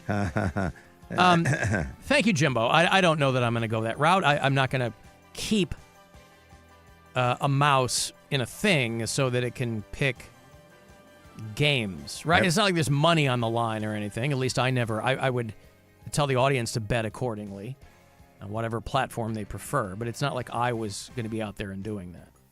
We will be doing Cox Out pre-games, by the way. I'll have those details for you very, very soon. Once again, for the away games with Bud Light. I have an idea. Lay it on me. I think we should have our moms pick the games each week. And it could be Beat Our Mom.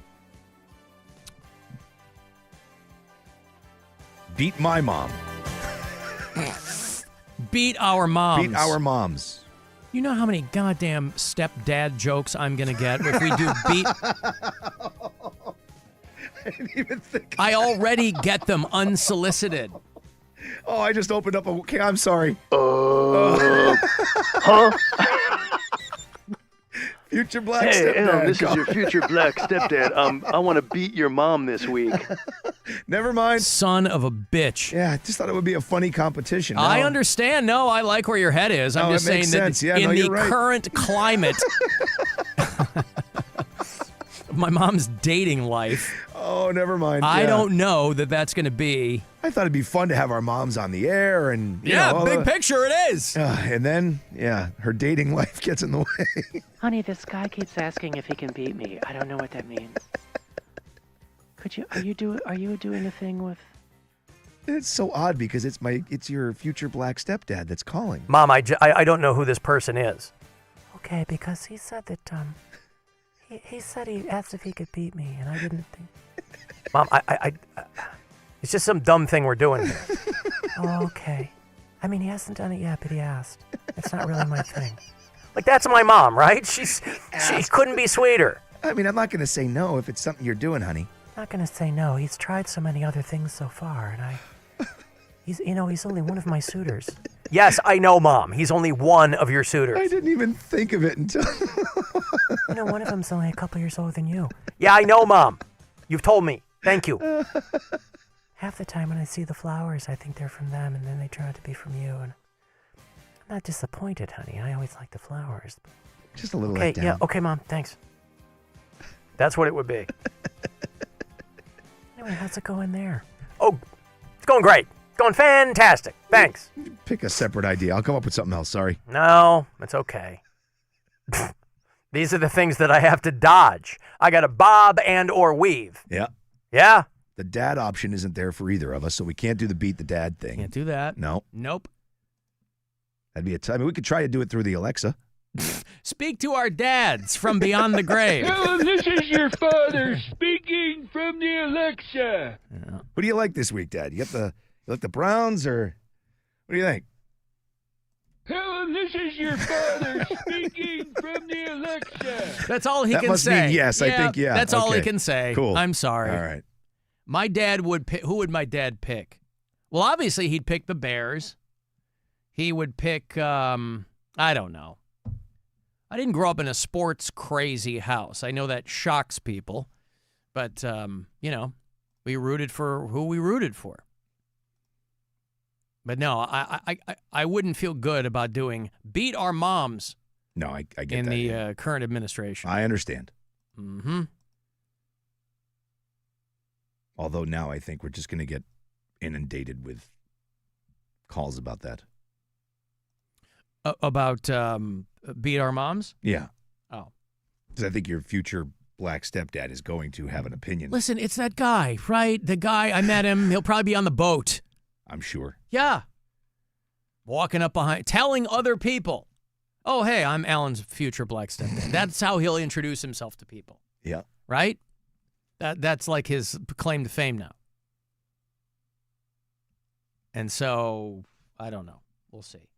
But I don't think we're gonna do the football mice.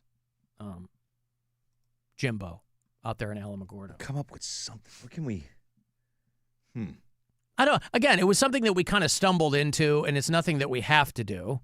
I mean, you know, Marcinek Farms out there in Pennsylvania, he started that with, he was like, hey, we should do this. I go, yeah, great. You know, we'll have a goat pick the games. And it was fun. And then Terry passed away. Alan, if your mom just did the Browns, it would be called The Browns Pound My Mom. See, this is what I'm talking about. I'm so sorry. No, it's not your fault. It is my fault. Uh-huh. Yeah. Oh, God. Right. Alan, to your point about the controversy of preserving tattoos, I was reading about a famous attorney in Texas who said that even in murder trials, people get more upset about what's done to the corpse than the actual killing. Yeah, that's a weird thing. I don't quite understand that. Why people are so precious about a body afterwards, right? Your own body, you look around. People are taking terrible care of their bodies. So why would they care? I mean, abuse of a corpse is a crime. But depending on what your thoughts on, you know, life and death are, it ain't that person anymore. It's empty. We're just meat, right? The light's gone out. Everything you know and feel and think you know and think you feel, it's all electrical impulses. And I know that's not sexy to people, but that's what it is. It's all chemicals and synapses. What might it have sounded like to have syphilis in the 1920s? Again, I don't know what that... I know where you're going, but I don't even... What would it sound like? Give me a few minutes to come up with something. Yeah, a few minutes to come up with something. What did it sound like? Yeah. Hey, I've got syphilis. Ow! It's an incurable disease, though, and you'll die immediately from having it. If I don't get this checked out, I'm going to go blind. Syphilis. Oh, if only I didn't have it in the 1920s. Oh, boy. Oh, boy. Hey, you want to go? I mentioned it. Listen, it's all we've been talking about, the cruise. On Saturday, Rob and I are going to hit the Parma Tavern for a bit tonight with a handful of tickets so we can have a couple of pops. But otherwise, I have one last pair to give to you here on the show. Otherwise, you're going to want to buy them if you want to make sure that you get in with us on the Good Time 3 on Saturday.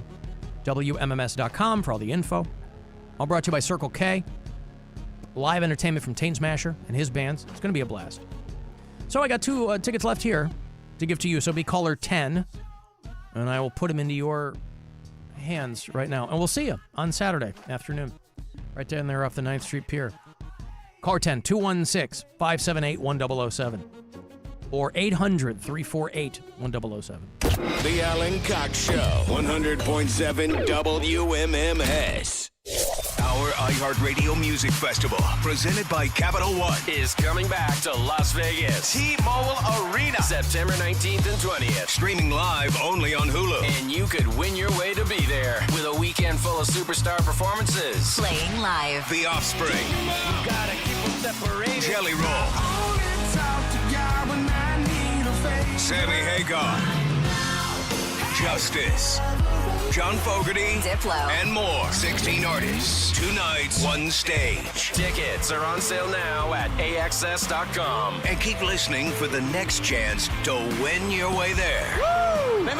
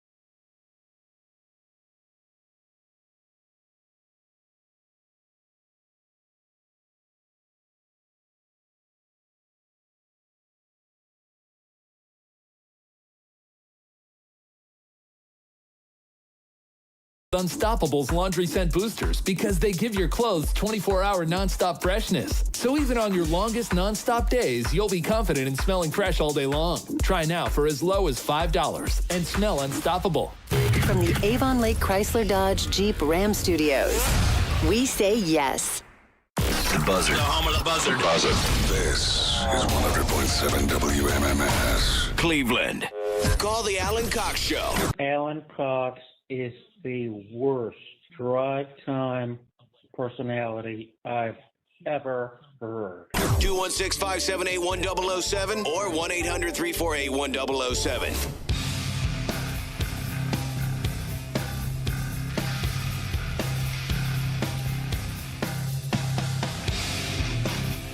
Jerry Cantrell going to be in Cleveland in a couple of weeks. A couple of weeks from September 5th, whenever that is. Over there at the House of Blues. I will have tickets for you for that show next week. It initially had Filter opening for him, but something's going on with Filter, and I don't think they're on that show anymore. But Jerry Cantrell at the House of Blues. Alice in Chains was set for Sonic Temple this summer, and they were one of the 11th hour cancellations. Drummer Sean Kinney had gotten sick, or had been sick, and they thought he was going to be good enough to perform, but Incubus and Alice in Chains were a couple of high-profile cancellations at Sonic Temple this year. So I guess given that, Jerry Cantrell is like, well, I'll just go do some solo stuff. So he'll be at the House of Blues on September 5. I will have tickets for you all next week for that show. I will hook you up to see the Guardians when the Royals are in town. If you want to go see, WMMS presents Mammoth. Our boy Wolfie Van Halen is back November 18th. He'll play the Agora with Miles Kennedy. If you weren't able to join us at that MMS Mammoth show at the Foundry earlier in the summer, maybe you can get to the Agora. It was a good time, though, boy. That Foundry show was dynamite. Great. The band Set It Off, if you're into them. They're doing a big tour, coming to the House of Blues November 1. And if you want to see A Day to Remember and Yellow Card, they're on the Maximum Fun tour. That'll get them to Blossom in a couple of weeks. So all those shows, tickets for you all next week. Who won our cruise tickets, by the way? I'm putting you on the spot. James from Paynesville. Hey, all right. James from Paynesville got the last 2 tickets here on the show to join us for Captain Fun's Floating Fandango, which is Saturday afternoon. WMMS.com. If there are still tickets to buy, you can buy them there. Rob and I are going to pop into the Parma Tavern after the show tonight for a few minutes and maybe hand a few out. So if that's in your neck of the woods, we're just going to be literally doing a little bit of having a couple of post-show pops, and we like the Parma Tavern, so that's where we decided we would go. And we do, but WMMS.com for everything else. And I have like 6 pair left, so it's not. We're not going to be there long. So if you want them, I would say get there quick. Oh, good for you! Oh, you bastard! Yeah, good okay. for them. Not for me. Shut your mouth. That's right. Good for them. Hey, Kyle. Hey, what's up, man? How are you? I'm fantastic. What can I do for you?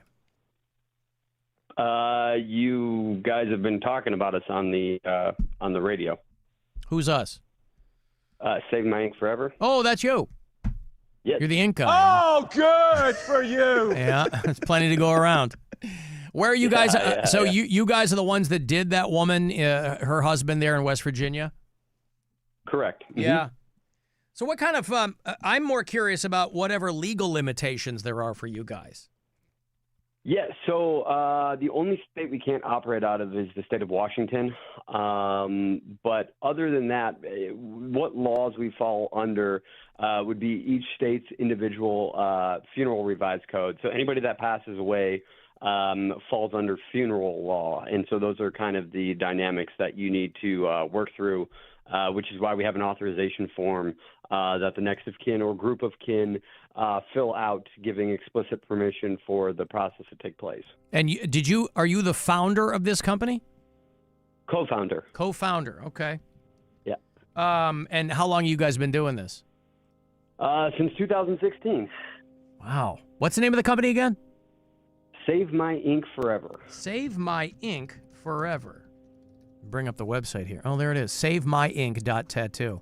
And are you guys, I mean, you've been doing it for a while now. So I imagine maybe early on it took a little bit of convincing for people, or was it a situation where you're like, this is a market that is untapped, and there were a lot of people already ready to do it?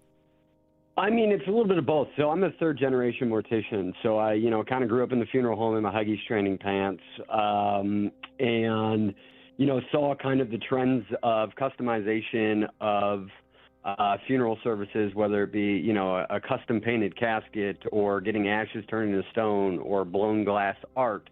And so it was just kind of one of those things where it's like, what's more personal, what's more intimate, what's more personalized than the actual tattoo itself? Boy, Rob, you just can't, and I imagine that he might attest to this, by the way, being in the funeral biz. Everybody, there's so many different things you can do now with people's remains. You want, I want to be buried on my motorcycle. Fewer and fewer people just want to be buried anymore. They want to make a statement on their way out. It's right. wild. Whether you're getting put into a fireworks, I don't know. That's what I want. Yeah, there you go. Hunter S. Thompson did it. That's kind of the thing, people in their own way want to be memorialized and want to be remembered, and tattoos tell a story, and they all have their intimate meanings, whether it's a memory associated with that person, a story, even a memorialization where they get their kids' names tattooed on them. So it's a culmination of a lot of things. Now, will it fade over time? No. So it's kind of, if you treat it like the valuable art that it is, it will not. And I hate to, say kind of common sense things like don't take it in the bathtub with you. But yeah, keep it out of keep it out of prolonged direct sunlight, things like that. But as long as you treat it like art, hypothetically, it will, last many years. Could I have it lacquered in some kind of polymer for the specific purpose of taking it into the bathtub with me, Kyle? No. See, we found the line, Rob. We drew yeah. we had to draw the line at moisture, which is so abundant in nature. Hey, did you guys watch, by any chance, that documentary called The Mortician? I did. Oh, that's insane. Yeah, and people in the business knew about that guy before they made a documentary. I'm sure they did, because I was watching it. I was like, I don't remember any of this. I mean, it goes back to the 80s, and it was national news. And I mean, obviously I was much younger, but I was like, boy, people in the business. I got a friend in Chicago who's a mortician, and I was like, people in the business got to be watching this, and their heads are exploding if they didn't already know the story. Yeah, well, that, like, my wife and I watched it, and she was all into it, and I'm like, see, I have a different perspective from it. It like hits a little too close to home because, again, I knew about this person, and so for me, my distaste for it is just because it obviously paints our profession in a negative light. Of course. Now, people are being cheeky when they were hitting me up before. Can I preserve my wife's boobs? Can I make a dildo out of my husband's joint? I mean, what kind of limitations, since apparently moisture is where we got to draw the line, is anything behind that line fair game? No, so we will not do full face tattoo preservation, and for obvious reasons, we won't do genital preservation. Oh, full face, right. That would be wild. They're like, hey, could you just... to Texas Chainsaw Massacre. Yes. Hey, I want Leatherface staring back. I want Grandpa's face. For all those grandfathers with full face tattoos, Rob? Listen, okay, good. Thank you, Kyle. I appreciate the info, man. Yeah, absolutely. Absolutely, man. Take care. It's really cool. All right. Yeah, it's Kyle, yeah? He's at Save My Ink. We were talking about the lady in West Virginia who had her husband's Steeler tattoo preserved, and I was surprised at how controversial apparently people thought that was. Because, again, it's not, those guys have been doing it, he said, for a decade now. Right. Save My Ink. The 3D one is what I wanted to ask him about. That's so cool looking. Like, it's the guy's whole shoulders. Like, that's just insane. They're out in Northfield. Are you saying I got rid of him too fast, Rob? No. Is that what you're trying to tell me? And he also, by the way, he said he wouldn't do genitals. Right. Didn't say he wouldn't do boobs.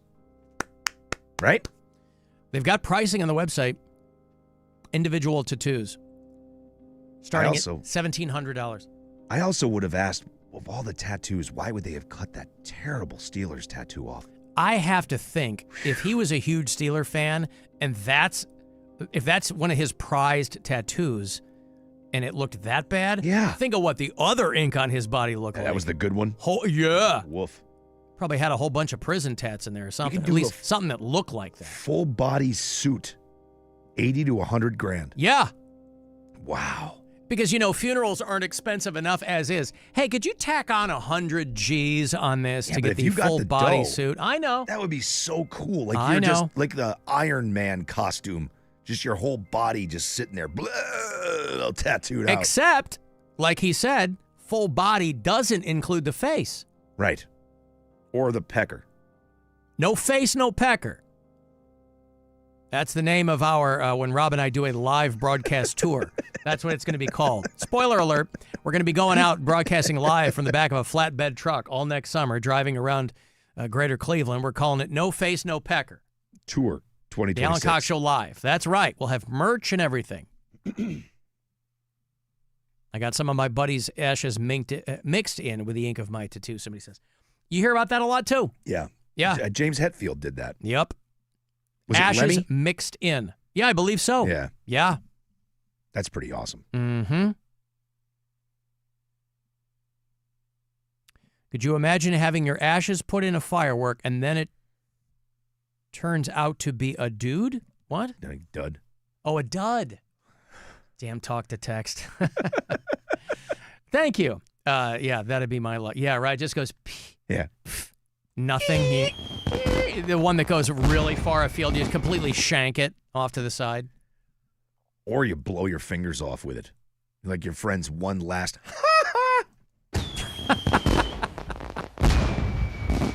Yeah. So, okay. Oh, he didn't say yay or nay on the boobs. Because breasts aren't genitalia. Right. I bet you could do boobs. No face, no pecker. 2026. All right. Does it cost more for the full body if I'm really big? They can't do the pecker. If I'm a triple XL. No. Oh, big. Got it. Yeah, oh, my fault. Okay. Right. Jeez, No, sorry. yeah. I'm sorry. We also have to measure the girth. We can't just measure the length. We've got to really drill down on the whole thing. That kind of big. Yes. My bad. Hey, what's up, guys? It's Rich in Northfield, not down in Jacksonville. But I went to Cedar Point yesterday with my son and his friend. Thanks for the tickets. I won them on WMMS. Ding. But every time I went down a hill on a roller coaster, I couldn't help myself but to remind myself of the lovely David Lee Roth soundboard. The whole time, every roller coaster just... Could you... Is he playing the clips? Oh, or yeah. He's playing those clips. Okay. I was like, boy, he is nailing Dave. I thought he was doing it for a second. Woo! Woo! Oh!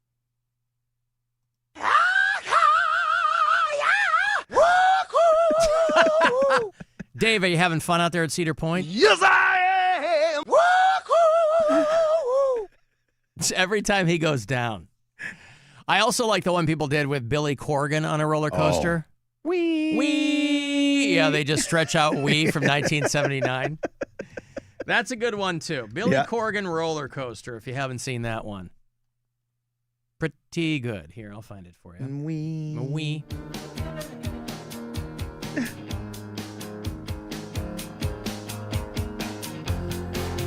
Going over the first thing there.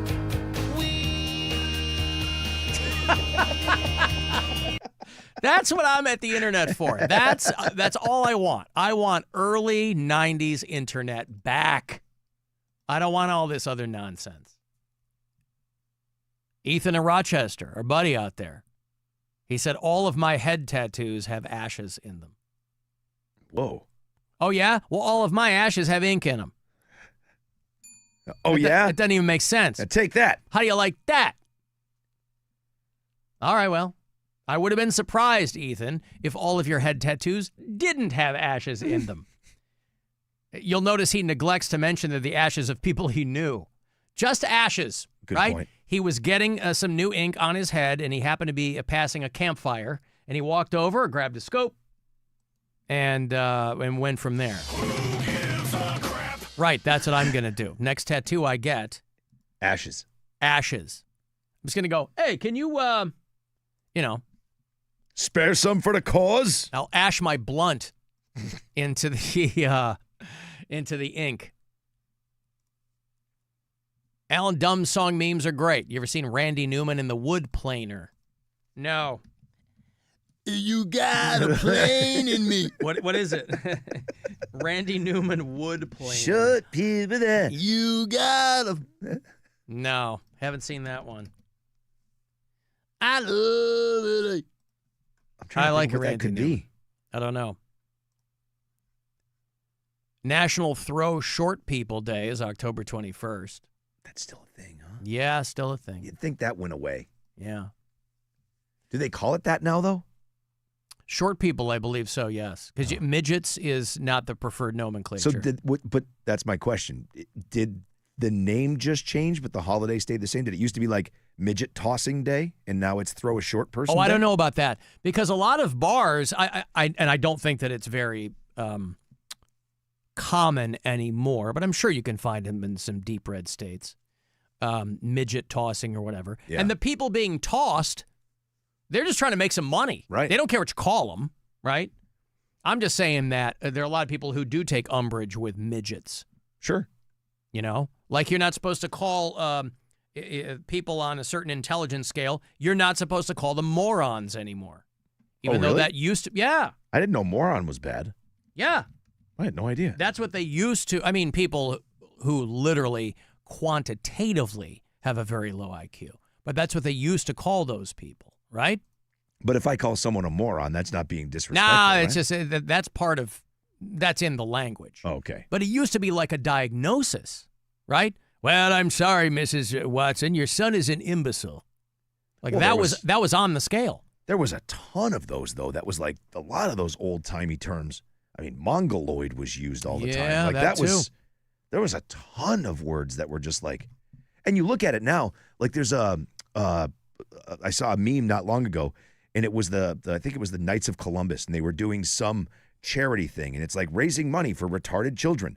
And it's these guys wearing these vests that say it, and you're like, oh my God, it's so jarring. But they were just doing good things back then when things were called different things. And that wasn't that long ago. No. Helping retarded children. I'm like, oh my, you see it, you're like, whoa. And that one's kind of coming back, and apparently there's a lot of people who are pleased about that, but I'm not quite sure why. That word? See, Yeah. I still haven't heard it much. I don't know if you hear it in like a casual conversation, but there seem to be a lot of people. Comics, I'm hearing it. Like it's coming. Yeah.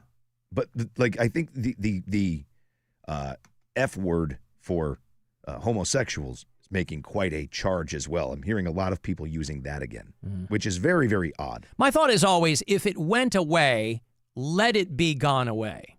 Yeah. If we've gotten other things to supplant it, right? No matter how too sensitive you might think people are, why are we ever going backwards is my question. Whether it's language or why are we ever going backwards? Obviously, there's a whole lot of people with a vested interest in going backwards to a time that never existed in the first place. But, you know, I can't imagine people are really planting their flag in, yeah, we should go back to calling people imbeciles if they have, you know.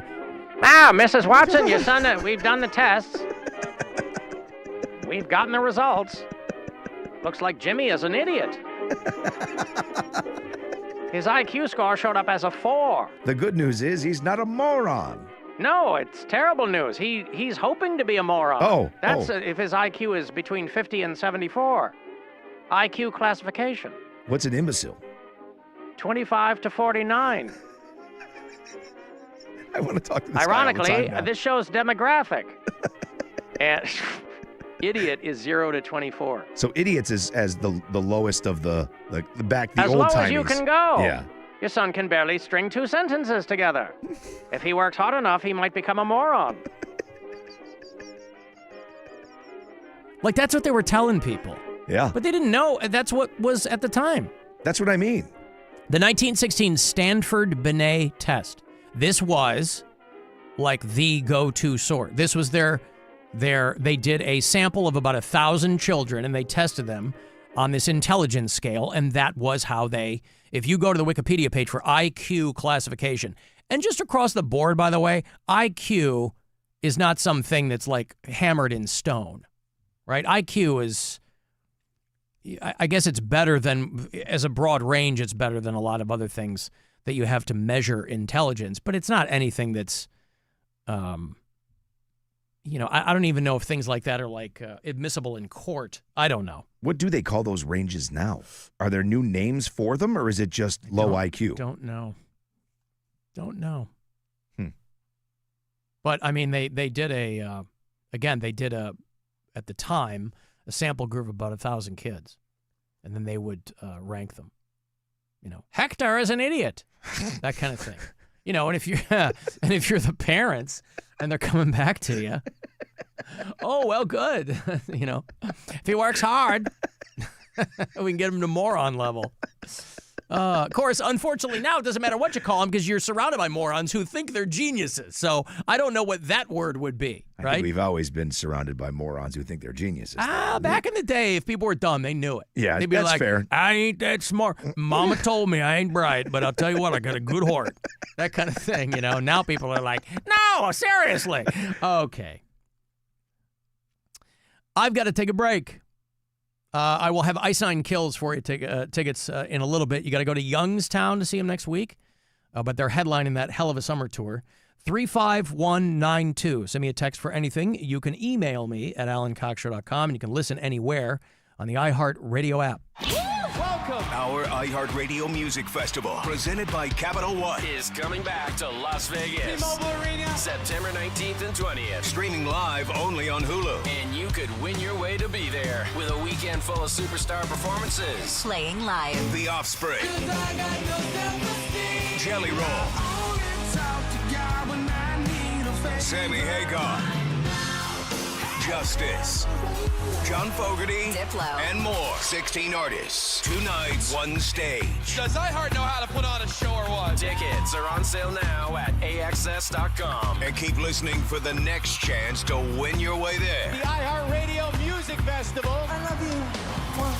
Get your laundry Vegas ready with Arm & Hammer Power Sheets. Just toss in a detergent sheet. No drips, no plastic jugs, no mess. Arm & Hammer is a proud sponsor of the iHeartRadio Music Festival. Clean up before you turn up. Shop Arm & Hammer Power Sheets now.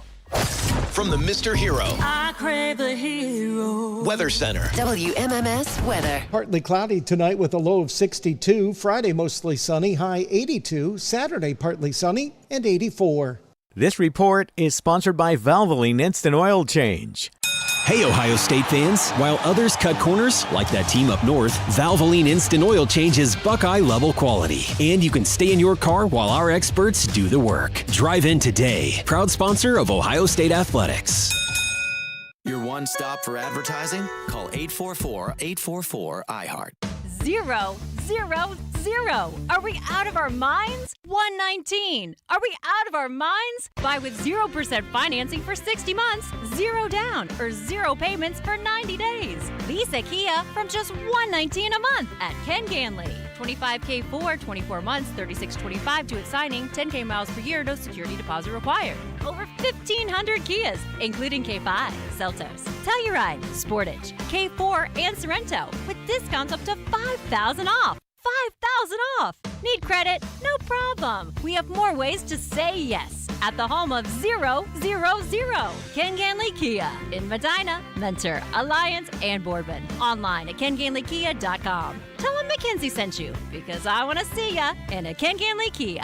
KMA rebates assigned to dealer. 25 Sportage APR 1667 per month per 1,000 financed. 5,000 dealer discount on 25 Sorrento EX plus tax, tag, title, and fee on approved credit through KMF. Expires 9/1/25. Hey, it's Alan. Come join us on the Good Time 3 for Captain Fun's Floating Fandango. Saturday, August 23rd. It's all presented by Circle K. A great time with MMS's own Taint Smasher and Circle K Inner Circle prizes. Get on board by checking out the show or win online at WMMS.com. Captain Fun's Floating Fandango is back, all presented by Circle K. Saturday, August 23rd. And don't forget to join Circle K's Inner Circle with discounted fuel, free drinks, and more. All the info at WMMS.com. Kia of Streetsboro. 99 cents gets you driving. Kia of Streetsboro. Kia of KiaofStreetsboro.com. 99 cents down and zero excuses at Kia of Streetsboro. What's that mean? Right now, drive home in a brand new Kia with only 99 cents down. That's right, less than $1. And we aren't stopping there. Get 0% interest on select new Kias. That's 0% APR, zero stress, and zero time to wait. Get a brand new Kia K5. Get zero hassles on the Kia Telluride or drive away in a fuel-efficient Kia Forte. All with low lease deals and financing as low as 0%. Put more of your money in your pocket. Got a trade-in? We'll give you up to $5,000 over Kelley Blue Book for it. Zero excuses at Kia of Streetsboro. Get to Kia of Streetsboro today right off the turnpike or seize the road at KiaofStreetsboro.com. Driven to exceed expectations. Kia of Streetsboro. KiaofStreetsboro.com. See dealer for details. Expires 8/31/25. With the Cedar Point MVP, our most valuable pass, you'll get access to every Six Flags park. That's over 40 parks for just 10 payments of $750 now through 2026. Over 40 parks. That's a lot of numbers. So here's our math department to tell you even more.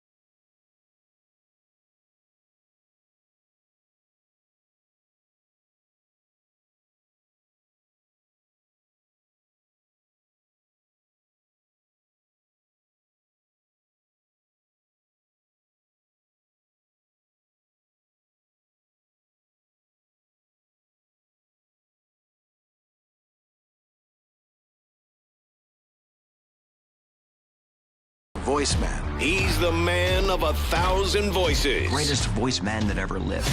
None of which will make you laugh. But he never took a performance for granted. Alan Cox. On 100.7 WMMS.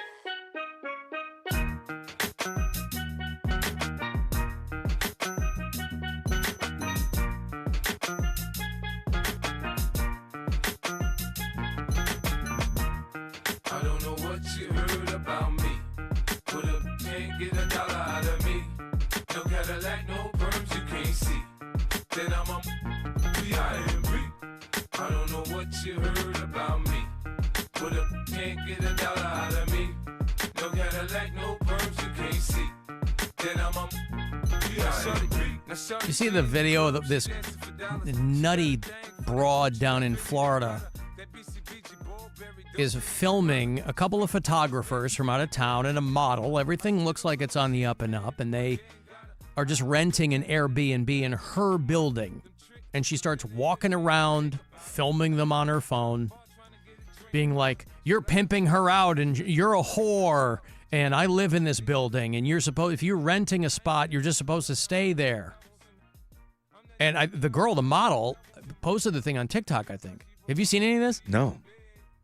It's a handful of friends that are in Florida, Palm Beach, and they just rented an Airbnb in this woman's building, and she comes down, says they're trespassing on her private property. Mind you, she lives in a building with a bunch of other units. And they're just kind of standing there like, okay.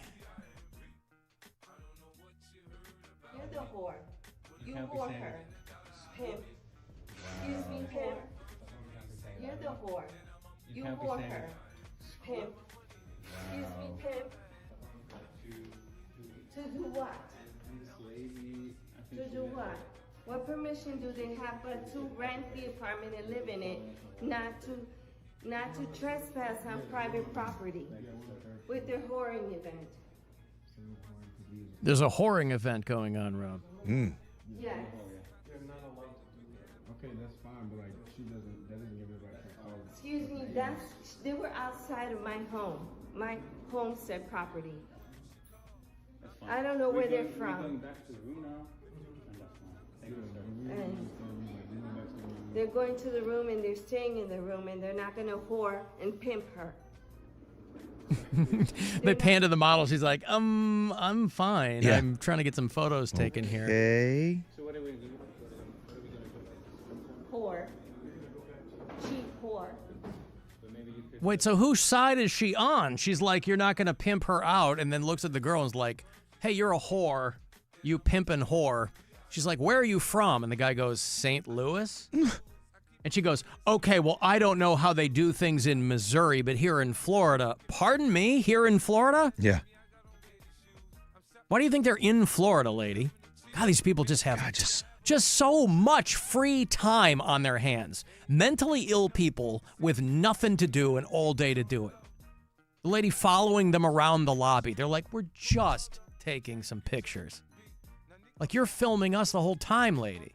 She follows him into the elevator, tries to block him from getting... They're like, we're still renting the place in the, building. Trespassing. How are we trespassing if we Trespassing on my homestead property in Florida. But we rented an Airbnb. So what? So that gives you right to your unit and only your unit. Okay. And you trespass on my private property. I'd be like, lady, where are you from? Because I detect a bit of an accent in your voice. Yeah. Where are you from?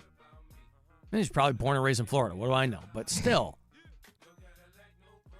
Missouri, pimp, whore, I'm a pimp now. Whore, pimp, whore. Damn, I'm sorry you had a messed up day today, man. No, I'm sorry. I hope it gets girl, better, and God bless from you. Missouri. Jesus. Obviously not. And stay in your room, whore, pimp. By the way, that is a fun game. We used to play Pimp, Pimp, Whore here on this show. And it's a little dicey, but it is fun. Like Duck, Duck, Goose? Yeah, when I had more people on the show, we'd play Pimp, Pimp, Whore. Yeah.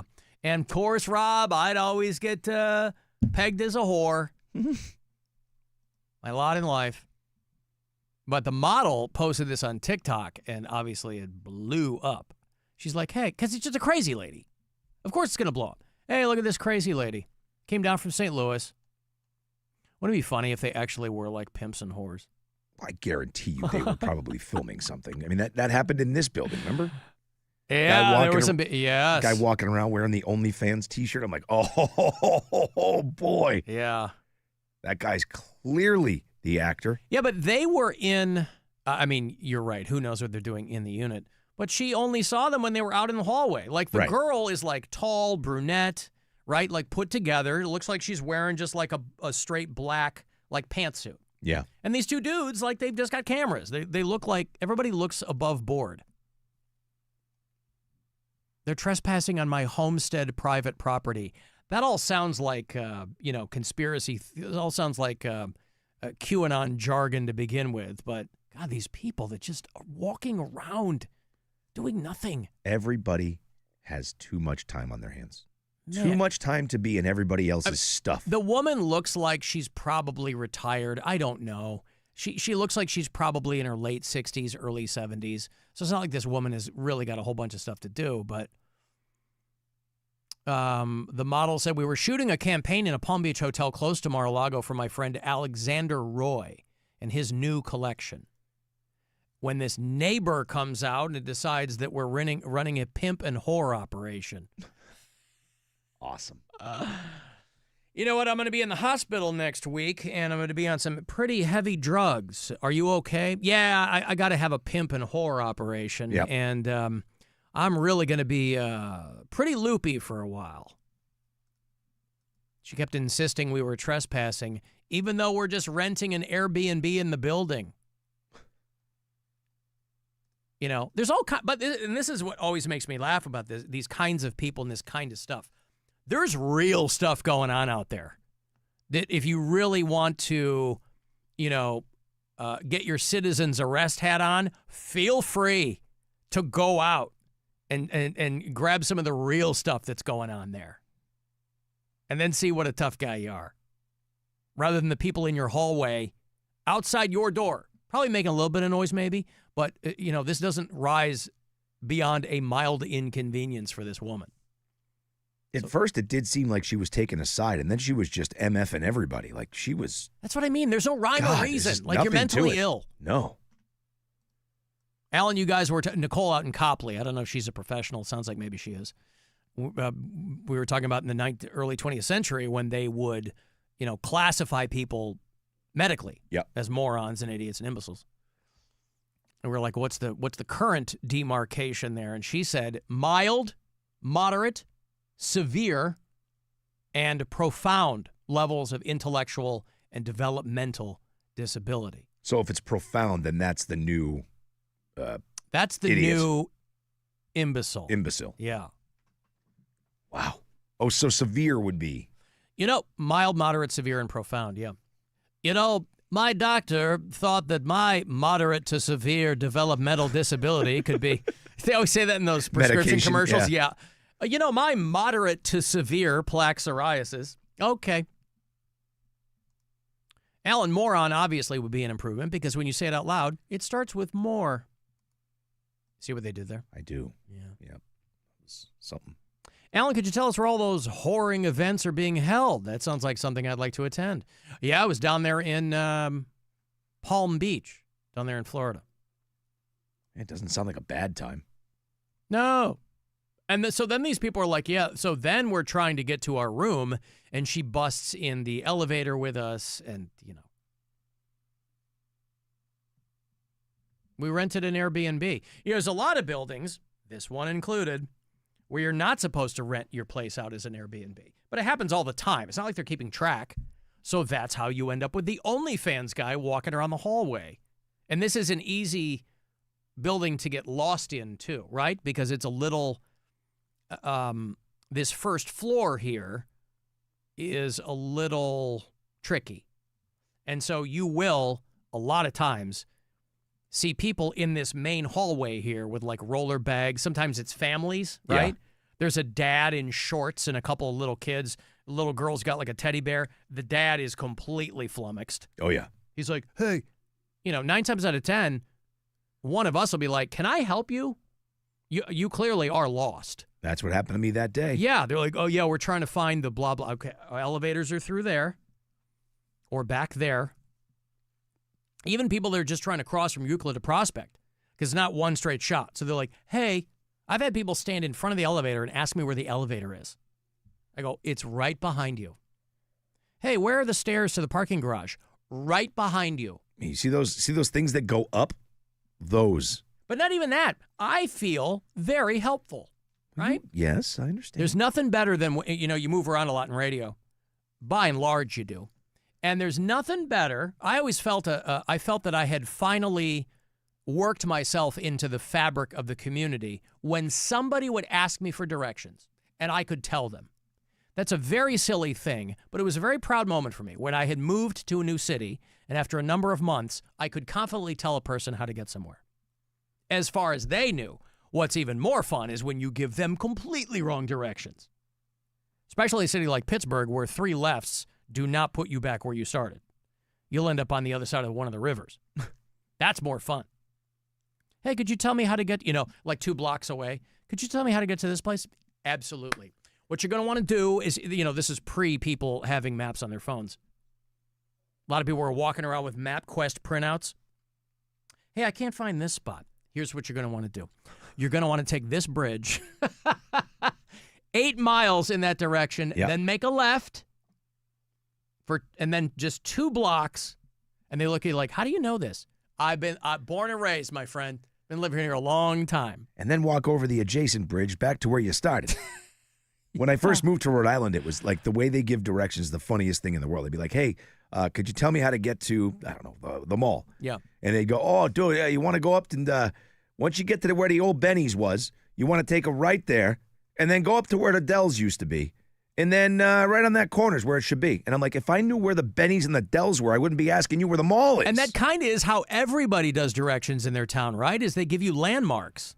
With things that used to be there. Right. Oh, yeah, right. That was the thing. If it was a current landmark, I'd be like, oh, okay, there's a Benny's. I see that. Yeah. Now I got to take a right here at the Dells. And none of that was there. It's where it used to be. Hey, remember when the Bob's Big Boy was across from the elementary school? You're going to want to make a left there. It's the craziest thing you've ever seen. I'm from out of town, dude. I don't know where those things are. Yeah. I don't even know what a Benny's is. Now I do it. Yeah. But it's a very proud moment when I remember when it happened to me in Cleveland. Somebody's like, hey, could you tell me? I sure can. And Cleveland's real easy to get around in. But boy, there are some cities you're like, holy Christ. But yeah, these people just trying to do a little bit of work. And this woman comes out of nowhere. And, Alan, she sounds loaded too, drunk. I don't know. I always chalk it up to people are just, I don't know. Yeah, looking at her, I think that was more an accent, not drunk. Yeah, it's, right? You get these old Karens who are just walking around and, in the TV shows or whatever, it'd be the lady who was like always peeking through the peephole, right? Yeah. But those were like funny characters back in the day.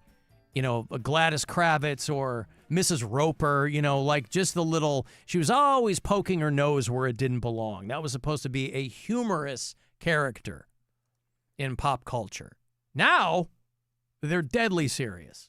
They're walking out because you can film anybody anywhere. They're putting their phone in your face.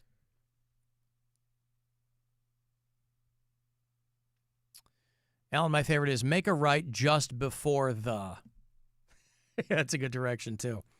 All right, before you get to fill in the blank, you're going to want to make a right. Yeah. Well, if I turn before, how do I know? Oh, you'll see it. Right there on the corner. You'll see it. Now you don't have to do that, obviously, because everybody has GPS on their phone. But, well, most people do. There's people still rocking flip phones. They probably got the MapQuest printouts and all that. That's fine, too. But, if you're talking to somebody walking around, foot traffic, that's the best. Because they're clearly walking to the place they're trying to find. Hey, could you tell me how to get to Brown Stadium? I sure can.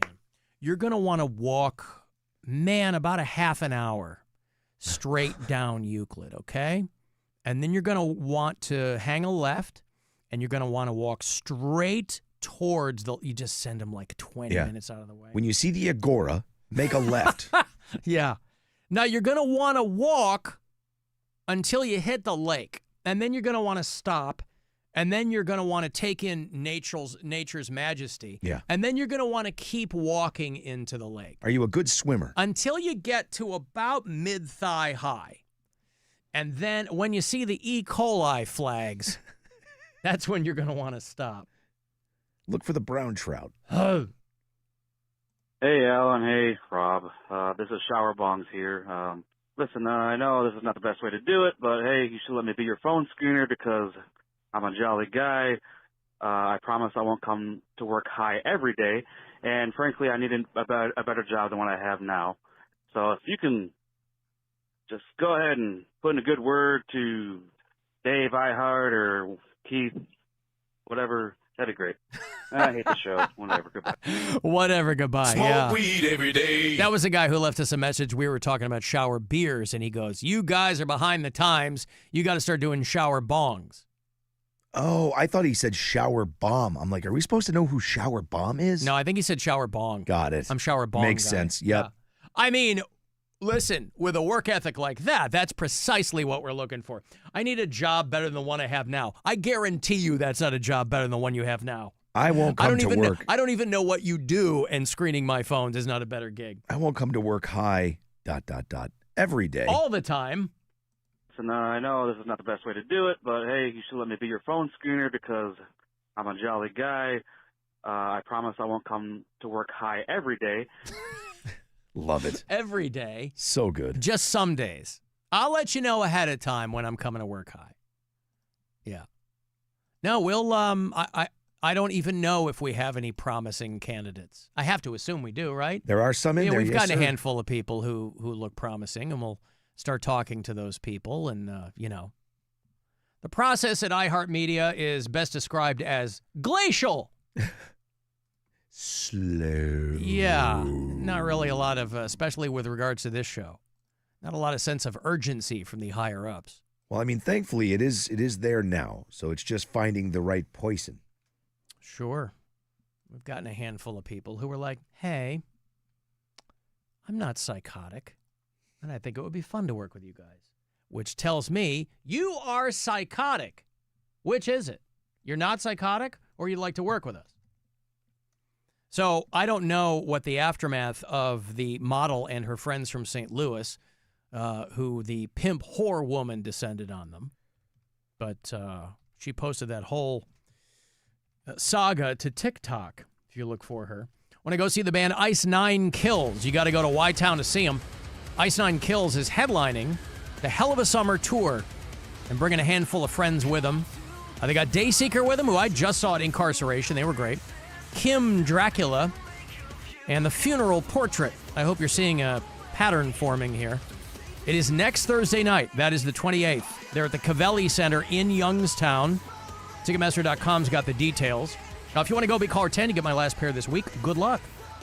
216-578-1007 or 800-348-1007. The Alan Cox Show. 100.7 WMMS.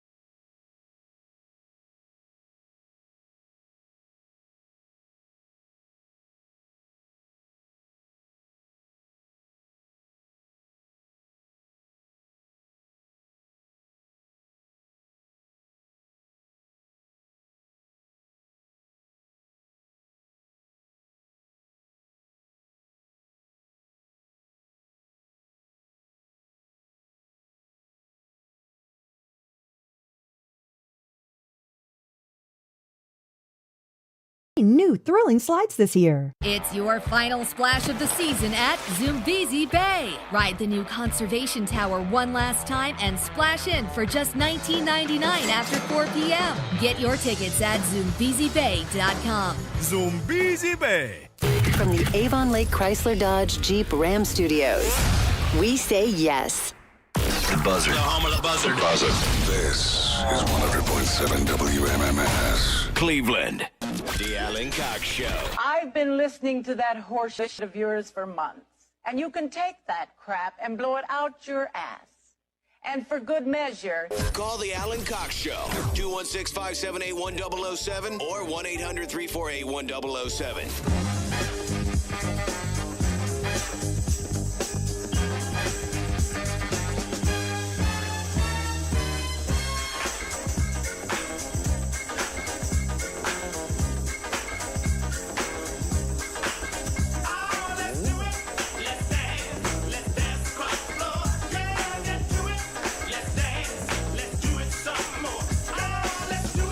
By the way, spoiler alert, you can bet your ass I'm going to walk straight into the Parma Tavern after the show tonight.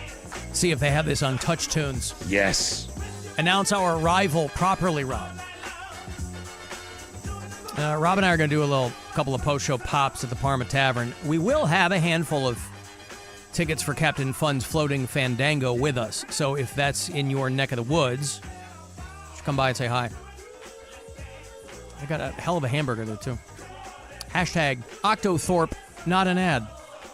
But we'll be there tonight. What, probably around 7 we'll get in there?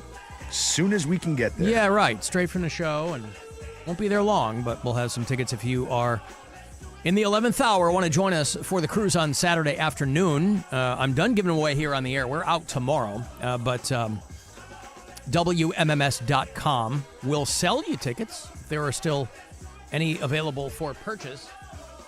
Guardians off tonight. They ended up losing to the Diamondbacks in extra innings last night. They just got one right over the line last minute there.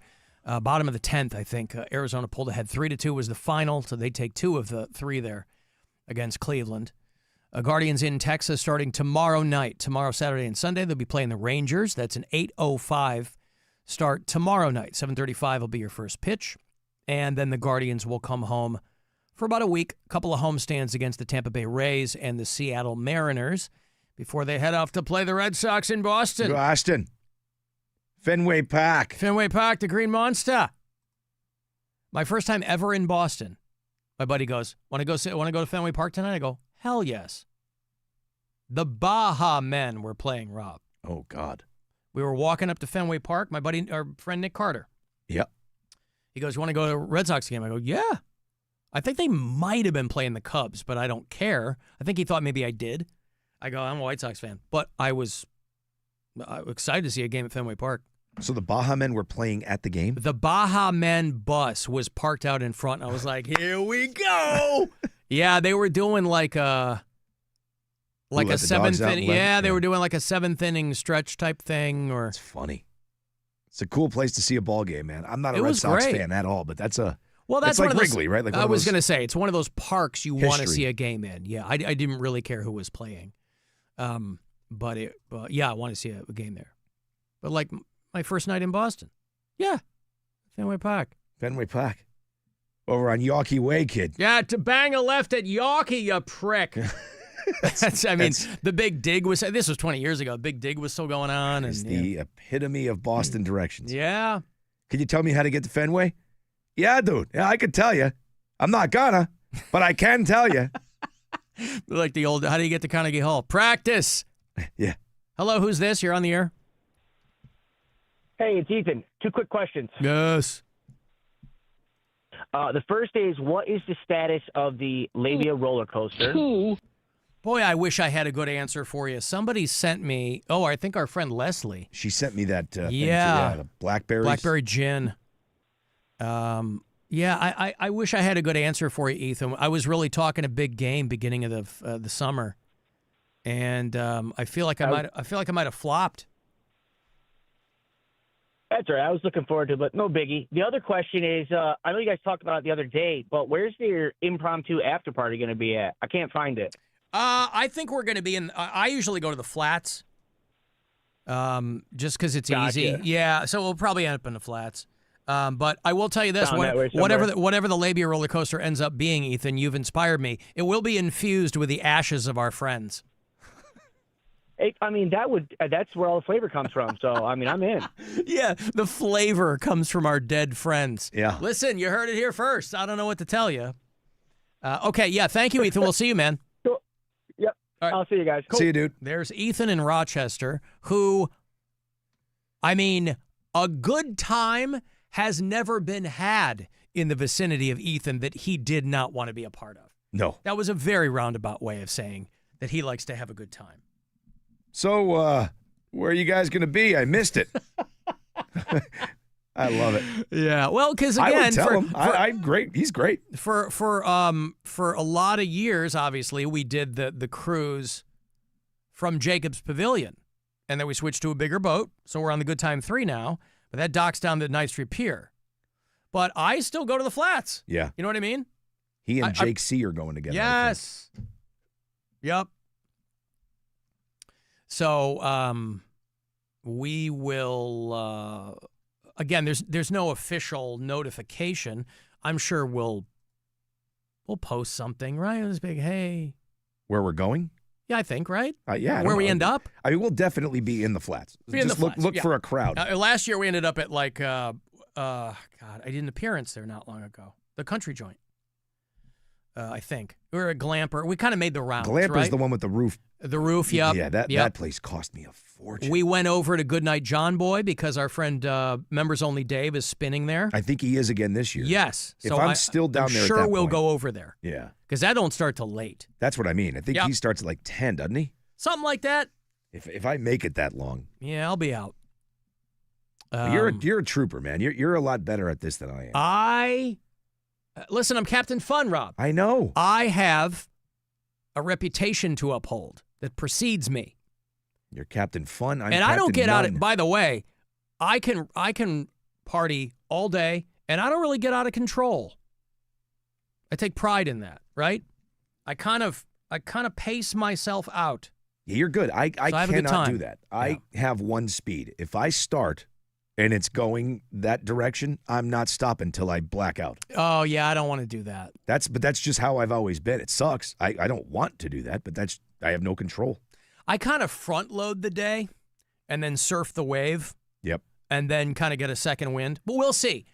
We're over here talking out of our asses. We'll see. But that's usually where we end up post-cruise, is down there. Go to Margaritaville. Shut up, Rob. You're supposed to say that to me when I say we could go to Margaritaville. Yeah. We heard from Zach, he was on one of our Polar Blast teams a couple of years. It might have been on mine, but he hits us up with frequency, and he said, last weekend my dad came over to help me stain my deck. I pray that's not a euphemism. And we obviously they're playing some music while they're working, and he had the iHeartRadio Jimmy Buffett station on. Oh, boy. Well, actually, Zach described it as the sometimes working iHeartRadio, which is, they should put that in the promos. Yeah. And he said, I really fell out laughing when Cheeseburger in Paradise came on. My dad didn't know what was going on, and so I described Rob's visceral white-hot rage for all things Jimmy Buffett, and his dad shook his head and said, some people just hate good music. Ugh. Well, but that's what you're going to get from people who like that. They're going to go, well, some people just can't handle a good song. When it comes on, we're out here staining a deck. And this is deck staining music. You're right? deck staining music. Even if I was staining a deck, and I have, there's one in my history, I wouldn't be playing what I normally listen to, right? If you... Like, I'm not staining my deck to Behemoth, right? It really I'm does going to be sound like a listening to euphemism. something else. The more you say it, the more it sounds like a euphemism. Could you imagine trying to stain your deck to this song? No. I would be staining my deck to something I wouldn't. a bit more jaunty. I would have a hard time because my paintbrush would be flaccid. I wouldn't be able to stain my deck. You would have already jammed it in your ears. Yep. You have already sharpened your paintbrush into a fine point like a punji steak. Yes, sir. And you would have already molested your own eardrums. So bad. I get the joke. I am honestly amazed when I listen to those songs in here because I never obviously hear them. You would have to try to make something that bad. Like if someone was to redo that today. I feel like he didn't try that hard. No, but I think mean, it came to him naturally. Without question. Yeah. But if you wanted to do that now, you'd have to be like, God, how can I make something suck on such a biblical level? Let me take a Jimmy Buffett song and just redo it. That'll do it. Listen, there's a lid for every pot musically. I guess. Right? I guess. I just don't know how you could listen to that and think it's good. A lot of people do. I know. Guy got super, super rich. Yeah. And that's what I always said was I'd love to pick his marketing brain because he's clearly brilliant. Mm-hmm. Yeah. These soundproof rooms are so awesome.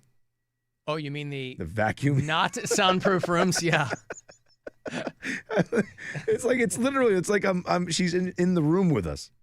Yep. Oh, it's so good. Radio studio. Out there just doing her job and, couldn't be nicer, the cleaning crew. She's the nicest lady on the planet. Everybody else is gone, so it's just us. And, So, Rob, Ethan wants to know. Hey, guys, it's Ethan. Where is the after party going to be? Where's the after party going to be? What did you say? You guys, am I Ethan, cutting out? we can't hear you, bro. What? Where's the after party going to be? Where's the... I think he was asking, it's hard to... Rob, could you shut the door? It's shut. Oh, it is? Yeah. Oh, that's unfortunate. Anywho, I think that... no, I don't have to pee, Ethan. What were you saying? No. Oh, he hung up. Oh. I think she missed a spot, Rob. Yeah, right here. Hold on, I'll move my foot. Go ahead. Oh, she's in the room with us now. Yes, yeah, now she's in here. I see. And now, let's see, when she shuts the door, maybe it'll sound different. She's out. Oh, no, it sounds exactly the same. She's actually all the way down on the other end of the building now. Isn't it crazy? And obviously, that's, I run that very loud there, but isn't it crazy that some people use that to fall asleep? I know. You want to talk about how wild it is, the differences in what music people enjoy, the sounds they enjoy, right? Yeah. If you have a sound app on your phone, like I have one, I don't use it a ton, but when I do, I use something called green noise. And it's just whatever. I happen to think that probably all those different color noises, probably nonsense. I know they are in different frequencies, and they are, but I think the therapeutic effects that people talk about are wildly overstated. Fine. Some people just like noise. Some people like a fan, whatever. But one of the, because you have all these options, one of them is vacuum cleaner. Yeah. TV static. Yeah, I assume just because all of the noises are monotonous or there's but what is that? I mean, listen, I'm a neat freak and I wouldn't want to fall asleep to the sound of a vacuum cleaner. No. What does green noise sound like? Because I use white noise. That's I use that every night. Yeah, you do.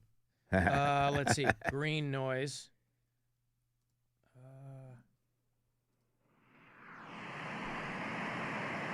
It's kind of a thicker, blankety kind of thing. Yeah, I don't know how to describe it, but that's a perfect way to describe it. It's very similar to white. Yeah. Just don't want to use brown noise because doesn't that make you? Well, that was one that I used. I was using brown noise for a while. Isn't that the one that makes you poop? That's the brown note. That's the brown note. Here's your brown noise. Whoop, hold on. Uh-oh. Oh. I mean, that one's pretty thick, too. That's what she said. Yeah!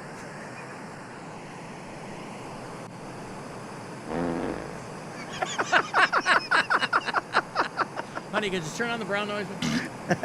Oh, no. Was that the dog? Nope. Sure wasn't. So dumb. You know Rob's motto, ladies and gentlemen. If it ain't white, it ain't right. Oh, and that, I'm sorry. Huh? And that goes for a lot of things. Hey, Alan. Speaking of Rob and things you can't call people like that anymore, you see Cracker Barrel's got everybody all pissed off again and their stock's down. I guess they're changing up the logo and they kind of changed up that little golf tee game to be a little bit more polite. So instead of now being called an ignoramus, it's, oh, good job, try again, or some crap. Yeah, their crowd's really sensitive. Cotton balls in West Park. Oh, that's funny. I didn't know that. I heard Stansbury talking about it before, but I hadn't heard the story. The logo? The Cracker Barrel. Yeah, they dropped the cracker and the barrel from their logo, and now it's just the words Cracker Barrel. Yeah. And the people that allegedly are upset are the people you think would be upset. I don't ever think people are upset. If there was no social media, you'd never hear about this. Of course. Cracker Barrel lost $94 million in a day after the rebrand sparked a tank stock, I guess. Golly, they're only a $4 billion company. How are they ever going to make up $94 million? But Trump and Red Hat dopes are all freaking out. I mean, I'd like to ask each and every one of them, when was the last time you ate at a Cracker Barrel, by the way? But I don't understand. What's the outrage? Rob, it's woke. But what's woke about it? Woke isn't even a thing anymore. Woke is so over. It's not, what? I don't know. They turned it into just your Cracker Barrel used to be this dumb pumpkin looking thing. And there was a dude sitting on a chair next to an old country store or whatever. And now they've updated it to where it's just a badge that says Cracker Barrel. People don't really care. People just want something to scream about online. Cracker Barrel changed their iconic logo for the first time in 47 years, and it's absolutely horrible. When will they learn, is what this person tweeted. I don't get it. No one really cares about this. They just look at something that is attached largely to rural communities. I've eaten at plenty of Cracker Barrels. It's fine. Is it because you walk the word in and they cracker? have merch? And no, because Cracker's still in it. They took the old timey farmer looking guy out, and the Cracker and the Barrel. I assume he was the Cracker. I don't know. And they took that out, and they just have the words Cracker Barrel. It just looks like a more updated, modern logo. And companies do that all the time. So that's the color, this is what I'm saying, the color, but these MAGA influencers go online and they're not really upset, but they know who they're playing to and they get them all riled up. And it's a flex when they can get all the nimrods to change make a stock price go up or down. Trump gets in on it because it's not like he's running the country or anything. And so that's the most important thing of the day is that did he chime in Cracker on Barrel changed? Of course. Oh, God. So, yeah. But I didn't see anything about it. I heard Stansbury talking about it earlier. People were flipping out. And again, they're not genuinely flipping out. No one cares. The logo will still be there tomorrow. Companies do this all the time. I'm sure that the people who were even mildly offended were because I guess they thought if they took the white guy out of the logo, that meant something. I don't know. Oh, is that? Okay. All I right. assume who knows where these people are coming from. Oh, I'm not saying it's right, but Yeah. I now at least I can say I kind of understand if they needed to have something to bitch. But also, why wouldn't you change your logo after 47 years? Right? There's companies changing stuff all the time. Yeah. 47 years. So, yeah, Cracker Barrel. That one honestly had me horribly confused. I had no idea what the hell people would have been upset about. Well, because Cracker Barrel, and I think part of it too, even before this, I think they were kind of phasing out the whole old-timey vibe of their places. Like you used to walk in, when my kids grew up in Battle Creek, Michigan, there's a Cracker Barrel right off the highway. And so I was going to see them every other weekend, all the time making that trip. And they were like, hey, let's go to Cracker Barrel, get breakfast. I was like, yeah, okay. I'm not going to sit there and eat chicken fried steak, but I'll get some pancakes and some eggs, right? It's fine. It tastes like you're sitting by a fire and you got that little golf tee game. But yeah, they would call you an ignoramus, which again, that's like a funny word, right? Ignoramus. So I hadn't heard that they changed anything about that, but that's what Cotton Ball says. If I can't believe Cotton Balls, I don't know who I can believe, Rob. There was one near my old house, and I would go in every once in a while with the kids, and I would always, on the way by, take a quick picture of the Rusty Kuntz sign. Yeah. And send that to everybody I know because it's a very easy word to mispronounce. But also, and they would have rocking chairs out in front. Yeah, like, yeah. I understand the whole vibe they were doing. It's fine. Nobody's forcing you to eat there. But I think even before this, they were trying to phase out. Like, you'd walk in and it was like a gift shop before they wanted you buying crap. For sure. Before you even sat down to eat. And it's all just trash. Well, it's like old-timey candy, a Yeah. lot of which is pretty tasty. But they would have, the little game that they have, a little stick jump thing. You know who your audience is, and so they'd have like country music records or things like that. Like, who cares? I mean, if the food isn't terrible, you're going to go in and eat. And you got a lot of food. But I haven't been in a Cracker Barrel in years. Same. I mean, locally, obviously, Cracker Barrel, that one over on Tiedemann, that has the dubious distinction of being where some people got killed. So that was closed for a while, and they reopened it. But their stock drop, which, the people who pretend to freak out about it, I guess they end their day feeling like they really did something. We showed them. Yeah. Did you, though? How will they ever come back from this? But, disastrous rebrand. I love the headline, too. Disastrous rebrand sparks MAGA outrage. Well, there is something. Give me 5 things, by the way, that don't spark MAGA outrage. There is something to be said for a bad rebrand, right? I mean, people do it all the time. Absolute Crystal Pepsi. Correct. Yep. And you go back to doing what you were doing, and everything's fine, and no one's the wiser. But this one just feels like a real tough putt for me. Like, I know people were pissed with the Bud Light thing, and then, Jaguar kind of doubled down on the DEI stuff, and everybody had things to complain about. But this just doesn't seem to be anything worth bitching about. Well, people are some red hats are still hanging on this go woke, go broke thing. The exact opposite, by the way, has been proven time and time again. It's why Target just fired their CEO because he greased up and grabbed ankle, and they were like, oh, so go woke, go broke. Nothing could be farther from the truth. Oh, do you mean because he backed off on some of that stuff? Of course. Yeah, all these companies, they were like, go woke, go broke. Nope. That's not how it worked out. But who even thought about Cracker Barrel before this, right? Unless it's you go there a lot, unless it's like in your neighborhood and it's one of your favorite places. But Jesus, I haven't been to a Cracker Barrel in forever. I ran across the story this morning. I was doing some reading and I saw it, and I just I didn't read the article. I was like, oh, cool. They kind of updated the logo. Yeah, I get it. Exactly. I didn't even think that that's there was how a story attached. 95% of the people reading that article reacted. Oh, Cracker Barrel changed their logo. Didn't think twice about it. Yeah. Yeah. You didn't think it was another issue dividing our nation? No. I got a break here. 35192. Want to send me a text? You can watch the show on our YouTube channel, and we'll be back. It's the Alan Cox Show. On our free iHeartRadio app and your favorite smart device. Just tell it to play the Alan Cox Show. On iHeartRadio. From the Universal Windows Direct Weather Center, WMMS Weather.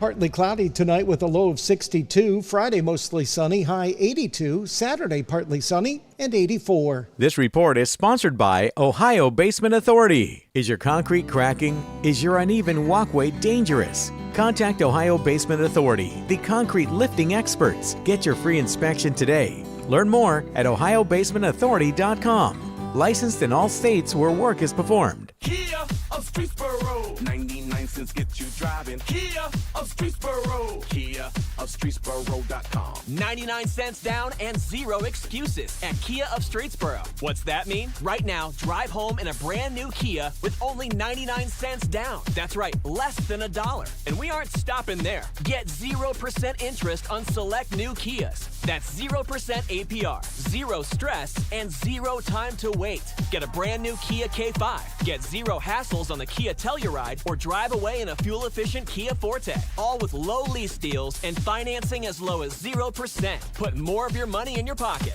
Got a trade-in? We'll give you up to $5,000 over Kelley Blue Book for it. 0 excuses at Kia of Streetsboro. Get to Kia of Streetsboro today right off the turnpike or seize the road at KiaofStreetsboro.com. Driven to exceed expectations. Kia of Streetsboro, Kia of Streetsboro.com. See dealer for details. Expires 8/31/25. Febreze. As a rideshare driver, I love keeping my car smelling fresh and clean. So when I'm driving, I only trust Febreze car vent clips, featuring 3 distinct intensity settings, because it's that little touch that sets me apart. I can turn the intensity down for subtle freshness, or I can turn it up for when I want lots of scent. So whether it's set to low, medium, or high, with Febreze car, I know my car's going to smell amazing. Which keeps my driver rating right where it belongs. Picking up Oscar! If you're 55 or older and into that whole saving money thing, T-Mobile has an exclusive phone and internet bundle just for you. Right now, get 2 unlimited phone lines plus 5G home internet for just $30 each per month with autopay, plus taxes and fees. And with 5G home internet, setup is easy with just 1 cord and no technician needed, which is great if you're also into that whole keeping it simple thing. Switch now and experience the best mobile network in the U.S. Visit your local store to start saving. T-Mobile, it's better over here. Based on analysis by Ookla Speed Test Intelligence data Q4 2024 to Q1 2025. Ookla trademarks used under license. Unlimited on our network. Customers on voice plan may notice speeds lower than other customers and further reduction if using more than 50 gigs a month due to data prioritization. Video streams and SD on this plan. Home internet pricing after $20 in monthly bill credit plus $5 per line without autopay. Debit or bank account required. See 5G device coverage and access details at T-Mobile.com. With the Cedar Point MVP, our most valuable pass, you'll get access to every Six Flags park. That's over 40 parks for just 10 payments of $750 now through 2026. Over 40 parks. That's a lot of numbers. So here's our math department to tell you even more. Let her rip, Poindexter. So that's 1,099 rides, 970 water slides. Wow, 130 miles of coasters. Now that's a road trip. 282 families. Get the MVP of park passes on sale for limited time only at cedarpoint.com. Restrictions apply after initial payment plus taxes and fees. Hey, Mackenzie here for Ken Ginley Volkswagen, where you'll find a great selection of VW models. Drive the 2025 Tiguan S, $245 a month, $245 at Ken Ginley Volkswagen North Olmsted in Willoughby Hills. I want to see you in a Ken Ginley VW. 27-month lease, $39.99 down, 7,500 miles per year, plus tax, title, registration, and doc fee with no security deposit on approved credit through 4-leaf FCU. Sale price $30,515 and 3BB CR7 RM7 SM04131 expires 9/2/25. Deftones. North American Tour 2025. Live in Cleveland. Rocket Arena, September 10th. With special guests, Idols, and the Barbarians of California. Get tickets now at rocketarena.com. For more, visit deftones.com. You know that Big Bargain detergent jug is 80% water, right? It doesn't clean as well. 80% water? I thought I was getting a better deal because it's so big. If you want a better clean, Tide Pods are only 12% water. The rest is pure, concentrated cleaning ingredients. Oh, let me make an announcement. Attention shoppers, if you want a real deal, try Tide Pods. Stop paying for watered-down detergents. Pay for clean. If it's gotta be clean, it's gotta be Tide Pods. Water content based on the leading bargain liquid detergent. Okay, you say, I want some breakfast.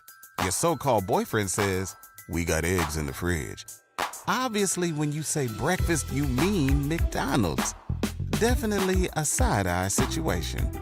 It's back, and it's delicious. For a limited time, get a sausage McMuffin with egg, hash browns, and a small hot coffee for just $5. Only at McDonald's. Price and participation may vary, cannot be combined with any other offer or combo meal. Ba-da-ba-ba-ba.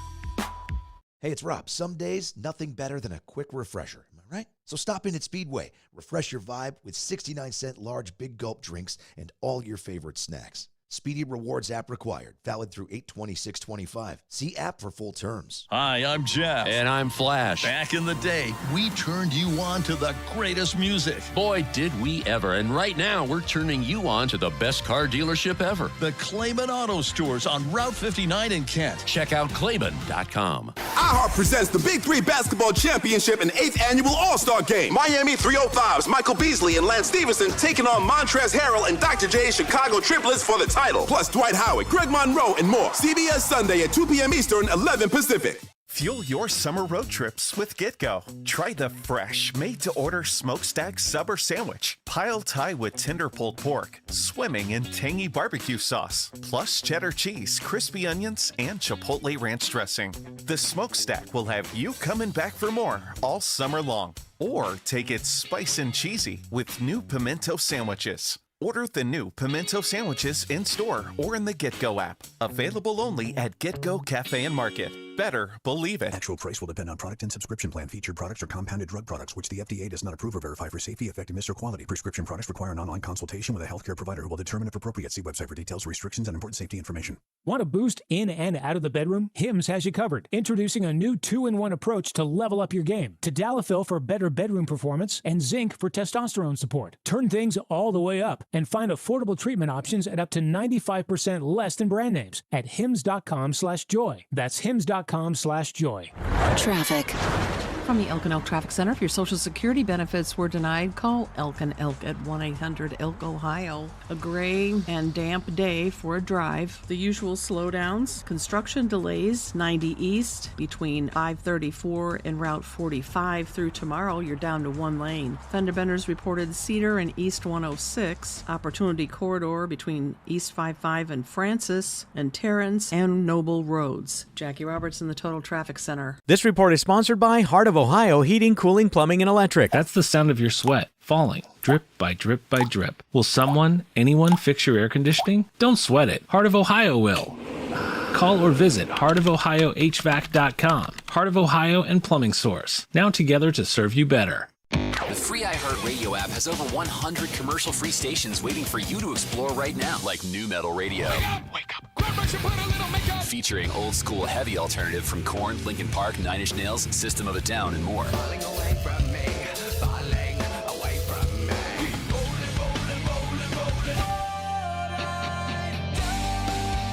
Just open the free iHeartRadio app, search in New Metal Radio, and make it your next preset. Who needs broadcasting awards? The I Like the Sound of My Own Voice award. When you've won World's Sexiest and 5 years in a row. And the winner is Alan Cox on 100.7 WMMS.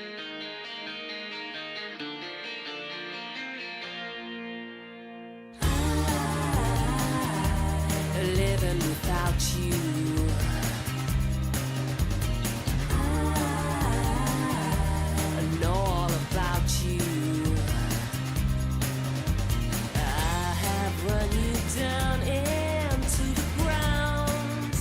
Shirley Manson still looks good, boy.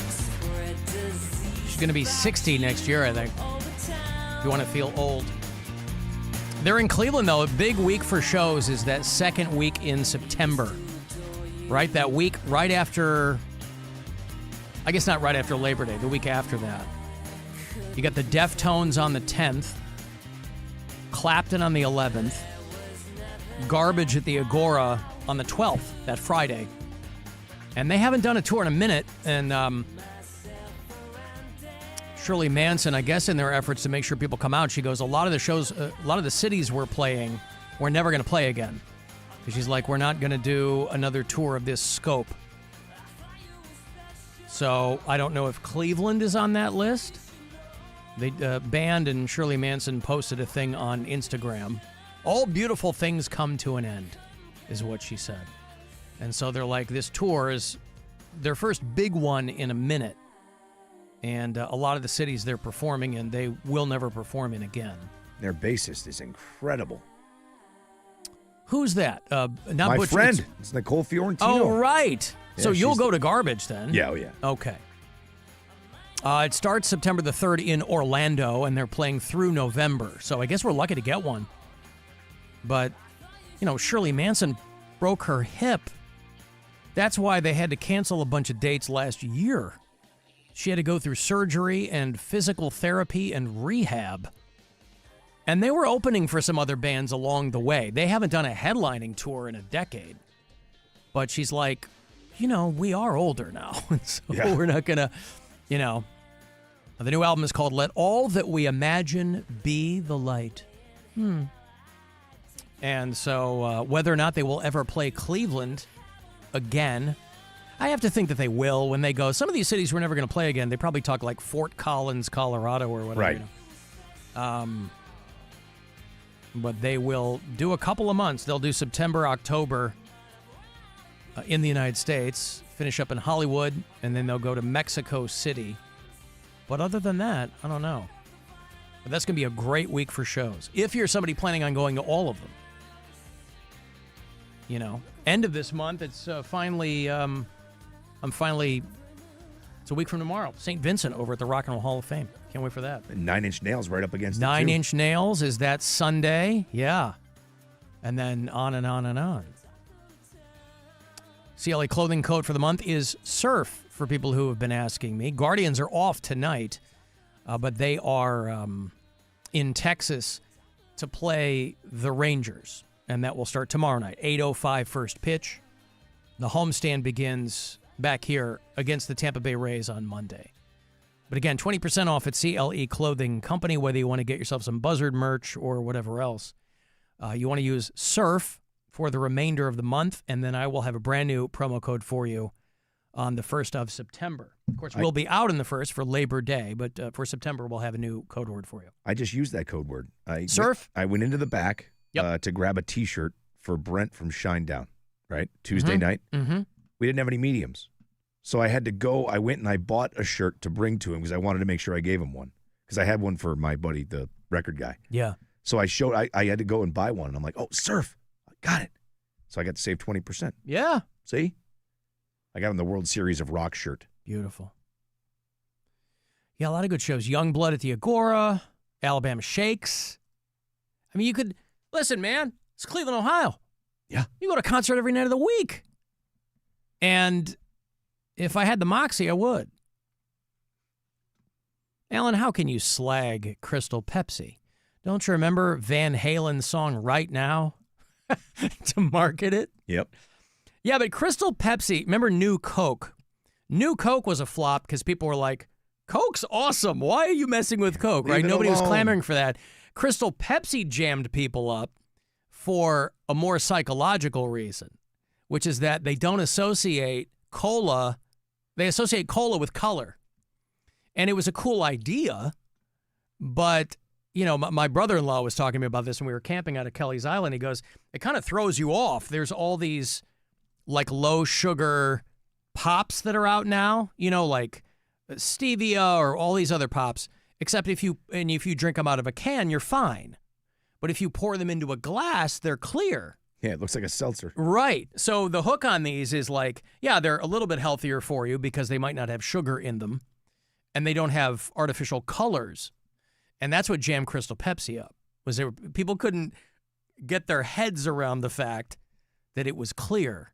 It's a mind F. Looks like Sprite, tastes like Pepsi. Yeah. And for a long time, people had bottles of Crystal Pepsi on eBay. I think there was one dude on YouTube who was like, his video was, I'm drinking a 30-year-old bottle of Crystal Pepsi. See if it makes me vomit. And I'm dying like, tomorrow. Well, I'm like, why would that make you vomit? It's sugar water. Like, who cares if it's 30 years old? It hasn't been opened. I didn't understand that one. But I don't know if Garbage has ever played the iHeartRadio Music Festival. They feel like a band who would have at some point. But I don't know if they ever did. But I will have another trip to Vegas for you here in a couple of minutes. 5:30 here on this program is when you get our keyword to go out there. The 19th and 20th of next month. It's not that far off. You and a pal in Vegas, put you up for a couple of nights, get you to and from the airport and the hotel. We throw you $1,000 as well, and then, of course, passes for the festival itself, the T-Mobile Arena. Sammy Hagar, LL Cool J, Jelly Roll, Bryan Adams, Mariah Carey, Taint McRae, Offspring, who were just here a couple nights ago, the Blossom. And Taint's going to be here next Friday. Oh, is she really? Yep. Oh, yeah, at the Rocket Arena, right? Yep. They got the giant billboard there across the street. Tate McRae. I mean, she's super cute. I don't know that I know her songs. Yeah, my girls like her. Okay. They're going. Well, she's very much of the moment, right? Oh, yeah. Yeah. She's Canadian. Okay, so she probably came off a reality show then. I don't blew know. up on I think she social might have media? blown up online. Okay. Well, she looks very young. 22 years old. Okay. Yeah. Rocket Arena. Next Friday night. And then Vegas in September for the iHeartRadio Music Festival. Before she goes to Denver the next night. Tell you what, let me just give you this trip here. Your shot to go to Vegas, you and a friend. I hope that you win. Good luck. Now, your chance at $1,000 and a trip to our iHeartRadio Music Festival. Text the nationwide keyword Vegas to 200-200. You'll get a confirmation text and info. Standard message and data rates apply in this nationwide contest. That's Vegas to 200-200. Somebody said, good job, guys. Your traffic lady is on to you now. She's using new vocabulary words for the weather and the roads. She didn't yesterday. Nope. What'd she say yesterday? She's sloppy and... sloppy and wet? Sloppy and slow? No, she said a different word. It wasn't wet. It was... Oh, because wet and sloppy is the one we pulled off. Yeah. Wet and sloppy. She said... but she likes sloppy. It was sloppy and... It was a word that sounded like saggy, because I wish she said saggy instead. She said soggy. Soggy and sloppy. Is what it was. Yeah, soggy and sloppy. I'll take all of it. Yeah. Whatever you got, I'll take it. Alan, my wife, has been to Blossom 3 times in the last week. Oh, good for you. It is good for him. Yeah. Got the house to himself. Hey, Edward. Yo. Hello, fine sir. Hello to Rob as well. What's up, man? How are you? I'm doing good. I just want to comment on your last segment about Cracker Barrel. Yes, sir. I got an order from Cracker Barrel. I don't know if you guys know that they were advertising these campfire grill meals. Okay. I'm not aware of that, but I'll take your word for it. Sounds like something they do. There were like a couple of varieties, chicken, shrimp, whatever. It's, like they wrap it in foil and they bake it like you put it on like a campfire and let it cook. It was absolutely shrimp. Okay. Yeah, so it wasn't great. You didn't love it. And didn't love it at all. It was I got the half chicken, and it was, I couldn't believe how bad Cracker Barrel has gotten with their food. I mean, I haven't eaten at one in many years, but I never really went too crazy off the menu. I was like, I would get breakfast. Yeah, I'd get some eggs, maybe some pancakes. I'd get some turnip greens every so often if it was lunchtime. Well, corned beef hash, something like that. Yeah. Well, it was like a big summer advertisement. They were really pushing these campfire cooked in tinfoil meals. That was their big summer promotion. Maybe you got them on the wrong night. Well, I might have. I guess I did, because it was horrible. But Edward, that wasn't was that your first foray into Cracker Barrel food, or you'd had them before? No, had them before. Yeah. Okay. Times. Yeah. And then you were talking about them, and I'm stewing on this because it was horrible. I mean, it's like keeping Edward. He can still taste it. It's keeping him up at night. He's still mad. He's like, "How dare you dash my dreams of having a delicious campfire meal?" Every bite was full of bones, and you had to pick them out of your teeth. Oh. As you're trying to find meat. Oh. And it was absolutely the worst. Yeah, but ever. Edward, in their defense, that's kind of what a campfire meal is. You've cooked something you've killed. And if you haven't dressed it properly or whatever, then you're going to be picking bones out of your teeth. They were just going for the most authentic campfire meal they could. Yes. And they did not do a good job. I don't know what type of chicken that they were serving or what type of where they got their poultry from. But let me put it this way.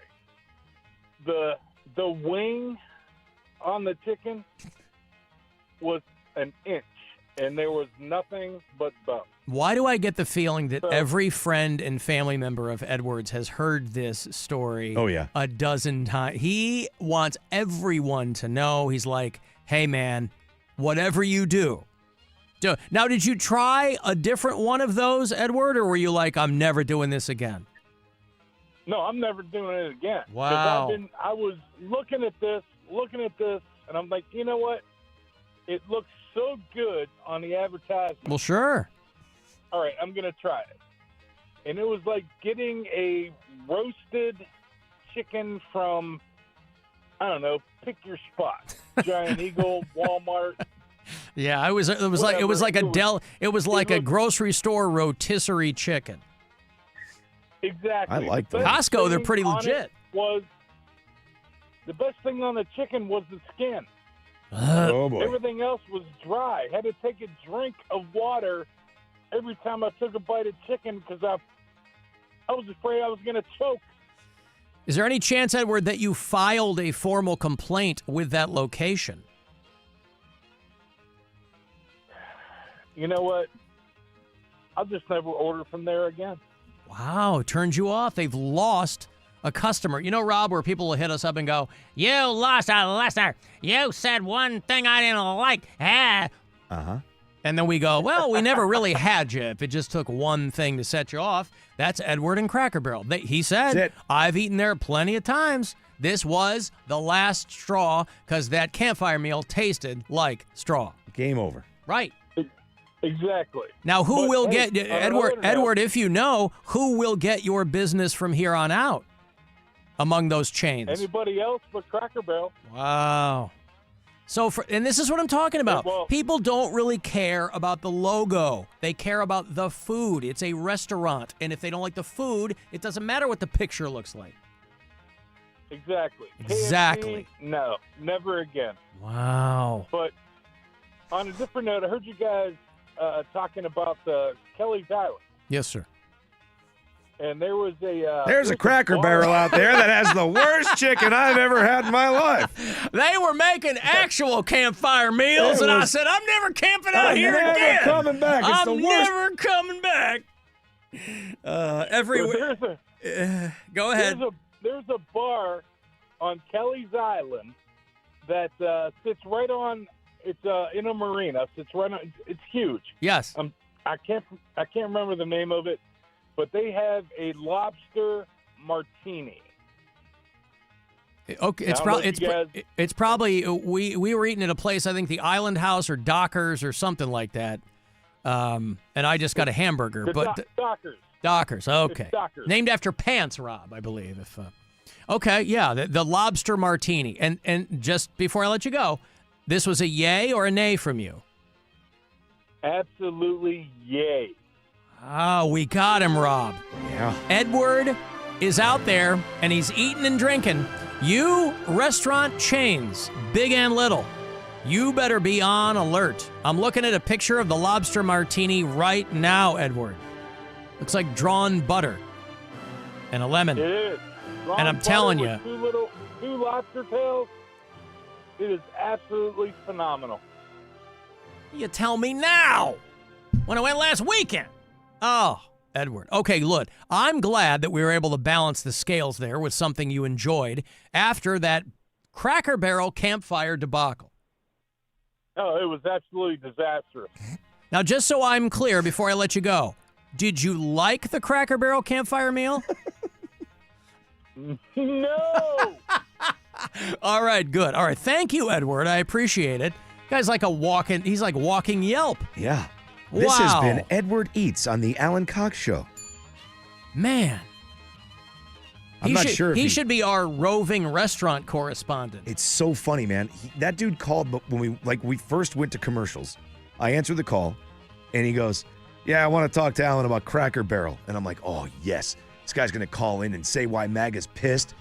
That dude sat on hold for like 10 minutes to tell you he didn't like the chicken in the campfire meal. But this is what I'm saying. That's so People great. don't really care about the logo. They don't. But that's how pissed off he was about that meal. He hung on the phone. 10 minutes to go on and be like, I didn't like the goddamn thing. It was terrible. On the slim chance that I was going to make a beeline for a Cracker Barrel and try it myself. Not now. That's the power of advertising, boy. They make it look so good. They make it look so good. This and segment then of the Alan Cox Show brought to you by Cracker Barrel. Now with fewer crackers and fewer barrels. Well, it's funny, if you ever read the Wikipedia page for Cracker Barrel, they're like, it was founded by a representative for Shell Oil as a plan to improve gasoline sales. There you go. In 1969. Yeah. Nice. Intended to attract the interest of highway travelers to improve gasoline sales. Hey, Weiser, I ate at your Cracker Barrel restaurant, but I passed out from the fumes. Oh, well, he was trying to sell more gas. We should move this thing next door. Yep. Anywho. Yeah. Edward. Man. Good for him. He knows what he likes and what he doesn't. And, it wasn't like a middling review either. He sounds like a guy who's probably like, okay, it doesn't have to be 10 out of 10. But this was so bad. He was so turned off. He's like, I got to let people know. Yeah. Lest they think they will enjoy it. Let him know. He threw the Colonel under the bus. Yeah, I mean, he was... Oof. Yeah. He was going in on the Colonel. Is there a more venerable icon of American restaurant advertising than Harlan Sanders? No. Maybe Wendy. Maybe. And Edward goes, Colonel Sanders, suck it. Here it is. I present. The what? What? Huh? Him? What? That's what I was saying. Like, he was just like, here it is, Oh, Colonel yeah, Sanders. yes, that's right. This is yours now. That's right. I got a break. Send a text if you want, 35192. You can listen to us anywhere on the iHeartRadio app. The Alan Cox Show. On 100.7 WMMS. Rover's Morning Glory. Some people are upset that a teacher in Namibia is teaching her first graders a song that says, "Don't touch my private parts," but I think it's a good message. I was so young when it happened to me that I didn't tell anybody. And how old were you? Probably 7, 8, 9. I mean, I was... So if they would have had this song, if your teacher... Is that what you would have... These are my private parts, private parts, private parts. These are my private parts, and no one should squeeze them. That's not Russian. I love your I'm not great with accents. Yeah. That's good. It's always Russian. The Italian guy is Russian. My Mexican guys are Russian. Rover's Morning Glory. Weekdays on 100.7 WMMS and 24/7 on our free iHeartRadio app. Tankless water heaters. Just call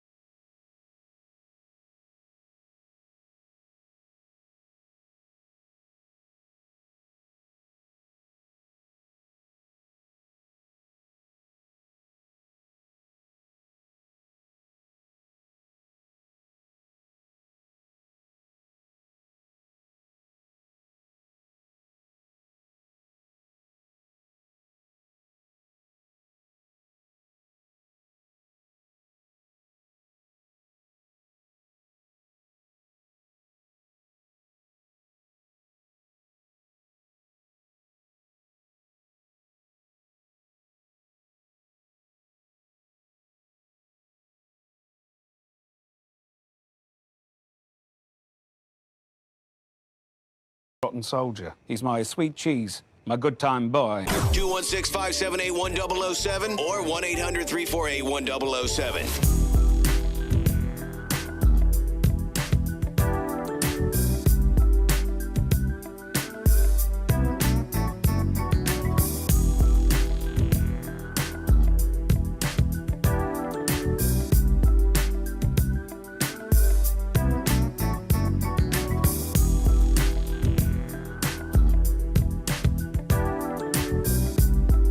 Oh, I'm going to burp. Hold on. All right. 35192 to send me a text. Guardians off tonight. Are they getting the Corey Roddick experience? They sure are. In full? In full. Tomorrow night, they will start up the weekend series in Texas against the Rangers. They're in Arlington, equidistant from Dallas and Fort Worth, smack dab in the middle of the Metroplex. 8:05 tomorrow night, and then they'll be back on Monday. Start up the series against the Tampa Bay Rays. And you'll hear all of it here on your FM home for Cleveland. Guardians baseball. 100.7 WMMS. Alan Edward makes me want to try that Cracker Barrel campfire meal. It kind of did the opposite for me, too, if I'm honest. People like Edward. I'm a big fan of his. He takes things very seriously, and I like it. You wanted to see if, in fact, it was as bad as he said. Yeah. Not that he made it sound good. No. Is it really that bad? But that's why I said, when it comes to restaurants, you might get any restaurant on a bad night. Yeah. Right? When it comes to chains, what do they hang their hat on? Consistency. It's why when somebody goes, the McDonald's near me has terrible fries, you know that's an outlier because they're famous for like ba-boom, ba-boom, ba-boom, you know what I mean? Consistency. So maybe he got him on a bad night. Any place I go and I don't have a good meal, I go, maybe I'll give him another chance. If I have two in a row that are bad, I go, I don't know that I'm going to give them a third time. They might just not be great. But he's one and done, and you have to appreciate that. Full right? anger, rage. You're spending your hard-earned money on food that you have. Now, again, you do have to take advertising with a grain of salt. That's the business we're in. Rob, is advertising, right? We have convinced massive numbers of people that this is great because of the advertising. But all you got to do is spend 10 minutes with this program. It is terrible. And but advertising, the power of it. But one and done with him. Alan Tate McRae was a musical guest over on Saturday Night Live. That makes sense. I guess I should have. Maybe I'll go back and see if I can find that to you. Musical guest Tate McRae and your host, Jimmy Breslin. I don't know who's a really obscure. I don't know. Who was the Tate McRae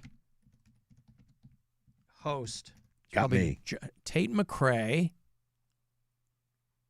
and musical guest Tate McRae and your host. I don't know. Doesn't say. Oh well. Maybe Shane Gillis?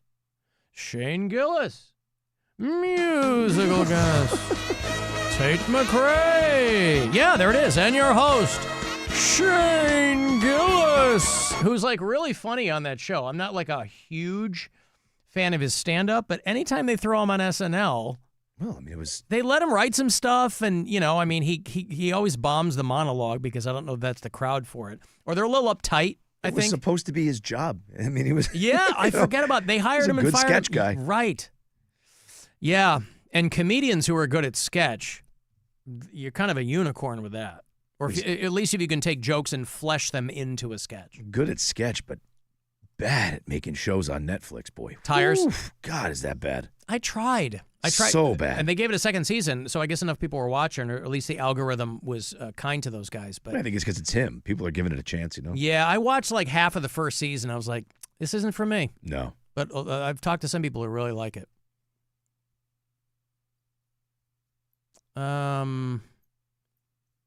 Please have a drink tonight for us. Oh, yeah. Okay. Yeah. Oh, we will. Tell me twice. Yeah, we're going to okay. pop over to the Parma Tavern after the show because we'll have some handful of tickets for the cruise for Saturday. And then we're out tomorrow. So if you're down that way, come say hi.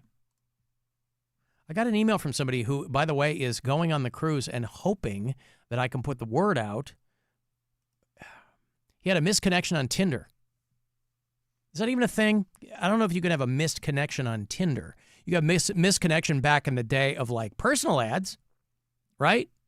Yeah. Like if you had a free missed paper. opportunities. Yeah. The Cleveland used to have the Cleveland. God, what the hell was it? Somebody will tell me. When I first came to town, it was still in publication, the Cleveland something. It was the Advocate where I was. We had the Chicago Reader, which I think might still be of it. But again, you go to the back, missed connections. You would take out an ad. Hey, saw you on the Blue Line L train Belmont stop Wednesday morning. I was wearing this.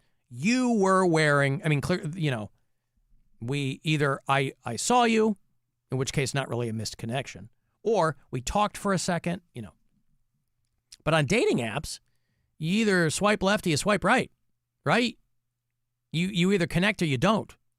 Was the magazine here called The Steamer?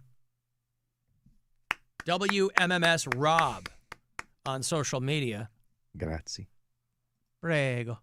The Cleveland, no, people will tell me it was in Cleveland Scene. No, there was something, wasn't there something that predated Cleveland Scene? I thought it was called something else. Free Times? No, that was a long time. Anyway, it doesn't matter. Yeah. When I first came to town, somebody was doing something, and it was a free paper, and I don't think it was seen. But anyway, this guy emails me. Hey, man, he's our bureau chief in Hermitage, Pennsylvania, who's coming in for the cruise. Wow. I'd love to meet this. Hold on. I'd love to meet this Tinder gal for a meetup on the ship. The problem is I can't find her. I think her name is Lisa, 51, same age as me, from Fairlawn. Her profile picture is her in front of the Cleveland Vibrator Company. Okay. I can see why he's looking So for her. I used to live a few blocks away. That's in Ohio City. The Cleveland Vibrator Company. She likes old-timey hardware stores and tools. I am an historical restoration carpenter and would love to see if we clicked. Please throw up the Cox signal for me. She can bring her friends for company and comfort. He's got a bunch of tickets. And I'll pay for drinks. Wow. By the way, the cruise is cashless, so I want people to keep that in mind. Although I think the parking, because it's Browns game day, that's going to be cash. Oh, yeah. And I think it's going to be heavy. Yeah, FYI, just plan ahead.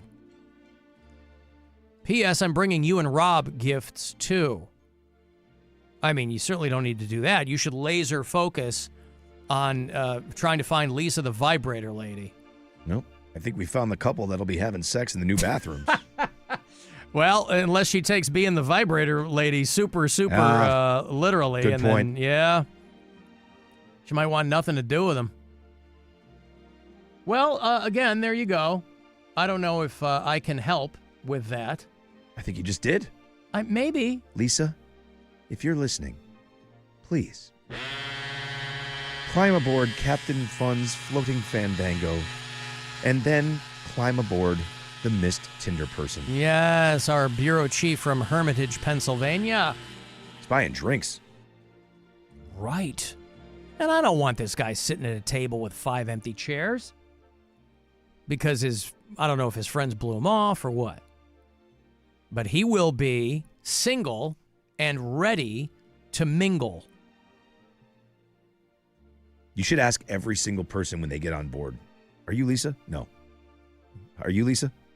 No, I'm not. I'm Karen. Are you Lisa? Carol. Sorry. Till we find her. We'll ask everyone for him. We'll greet as they come on. Are you Lisa? Yes. Are you 51?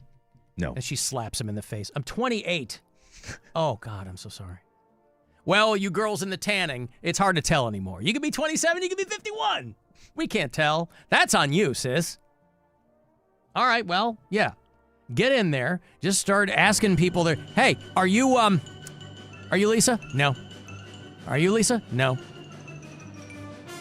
Are you Lisa? Yes.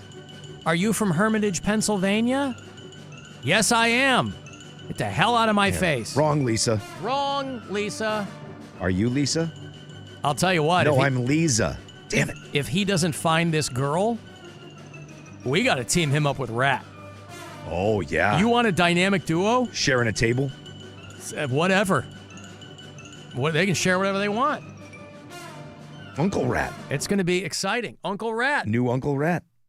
Did his kid squeeze, or his sister squeeze that cabbage? I didn't hear an update, but he did say that yesterday. It was coming. Mm-hmm. Uncle Rat. Well, I hope that I hope that this person maybe contacts me. His name's John, and he's coming in from Hermitage, Pennsylvania. Lisa in Fairlawn with the vibrators. Lisa from Fairlawn. Her profile picture is in front of the Cleveland Vibrator Company sign, which was in Ohio City. I don't know if it is still there. He said, she's my unicorn. She likes old-timey hardware stores and tools. Maybe a gal like that isn't into guys. Rolls up in the Subaru. I have to assume, though, that they the reason they saw each other is because they were filtered to see each other, right? Isn't that how those work? I think so. You can set it for same-sex only, or, I don't know what those are. I don't know how those work, but I had enough friends who you see them, swiping. Or paying someone to swipe for them, I guess. I don't know how that works out. But I hope that you two crazy kids do find each other.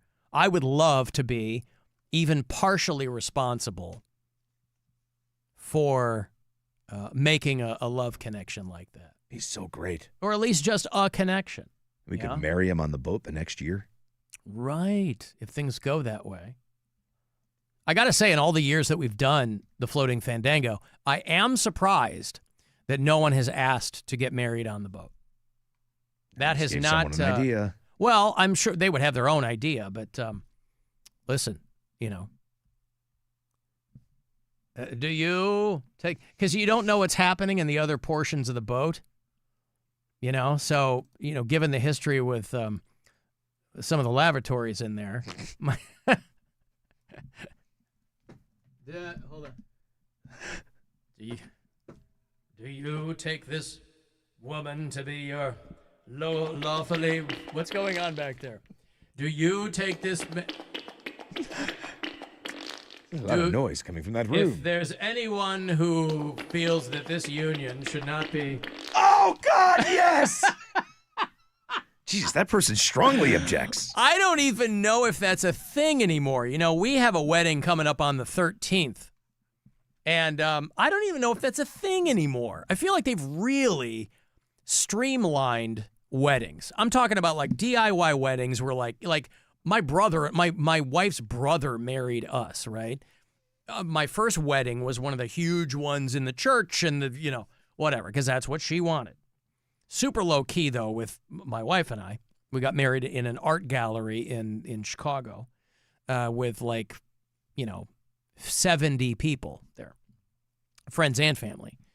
But I feel like a lot of it has kind of gone out the window. I don't think they even do if there's anyone here who objects, it feels very old-timey. I don't even think people do that as a formality anymore. Because you don't want the dude banging on the window like Hoffman in The Graduate, right? You don't want that. I don't remember the last wedding I went to, let alone if that was still a thing. It's been a long time since I've been to a wedding. My wife's cousins are all getting to the age where they're getting hitched. Okay. So the last couple of weddings we've gone to have been, like last summer, I had 3 weddings in 3 weekends. Jesus. 2 of my wife's cousins got married, like back to back. Then my sister got married the weekend after that. She just had her first anniversary. Yeah, it'll be the nieces and nephews next for us. And I don't think anybody was like, it's pretty low key. Like they have a friend or like a person of the cloth, in my sister's case. But it was outside, under a trellis. I don't think there's anything anymore where they're like, if anyone objects. It feels like that was a thing back when, like, there was a dowry and all that crap, Like you gave your daughter and you got a couple of goats, some magic beans. Alan, thanks for telling me dating apps filter. I have to figure out what on my picture attracts depressed, low self-esteem alcoholics. Well, you might just be giving off that vibe. I was going to say, you might be the guy. That might be the thing. Uh-huh. Yep. Craigslist had missed connections, somebody says. Okay, there you go. Yeah, I mean, I guess that was the first foray into, like, modern-day classifieds, right? It was Craigslist? Yeah. Which is still a thing, I think. I think Craigslist is still a thing. Alan, I'm not a 51-year-old woman, but if he's buying drinks, I'll give him a hander under the table. Wow. That's how, John, coming in from PA, that's how low some people's standards are for drinks. And here's my question, though. Are you a woman? I was going to say, it's a 51-year-old woman. I'm not a 51-year-old woman. Are you a woman? Yeah. Or I'm neither 51 nor a woman, but if they're buying drinks, I'm going to assume that it's a woman. It'd be even better if it was, I'm not a 51-year-old woman, but I am a 51-year-old man. Right. But if you go, I'm not a 51-year-old woman, you think that you would say that because you're older. Because if you're younger, you don't have to be given handers for drinks. Unless you really want to drink. You don't want to pay for it. Cleveland Vibrator Company is in Old Brooklyn now, is what Dennis says. Okay. It was in Ohio City when I lived there.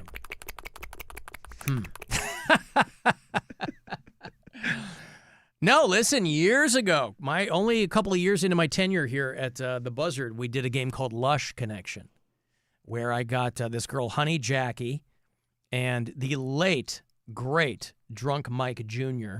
together. And these two ended up, like, spending the weekend together, like, holed up in a room like Ashley Judd in Bug. I mean, these two, it was wild. It was the one and only time I ever did it. Making a nice love connection. Because those two, the only way to go from there was down. Those two were, we peaked the very first time with Honey Jackie and Drunk Mike Jr. Lightning in a bottle. Right. It really was. And so, it might be frowned upon 15 years later to hook two alcoholics up together. But, I don't know. Everyone deserves happiness. They sure do. That's what I think. Do you take this man's dowry?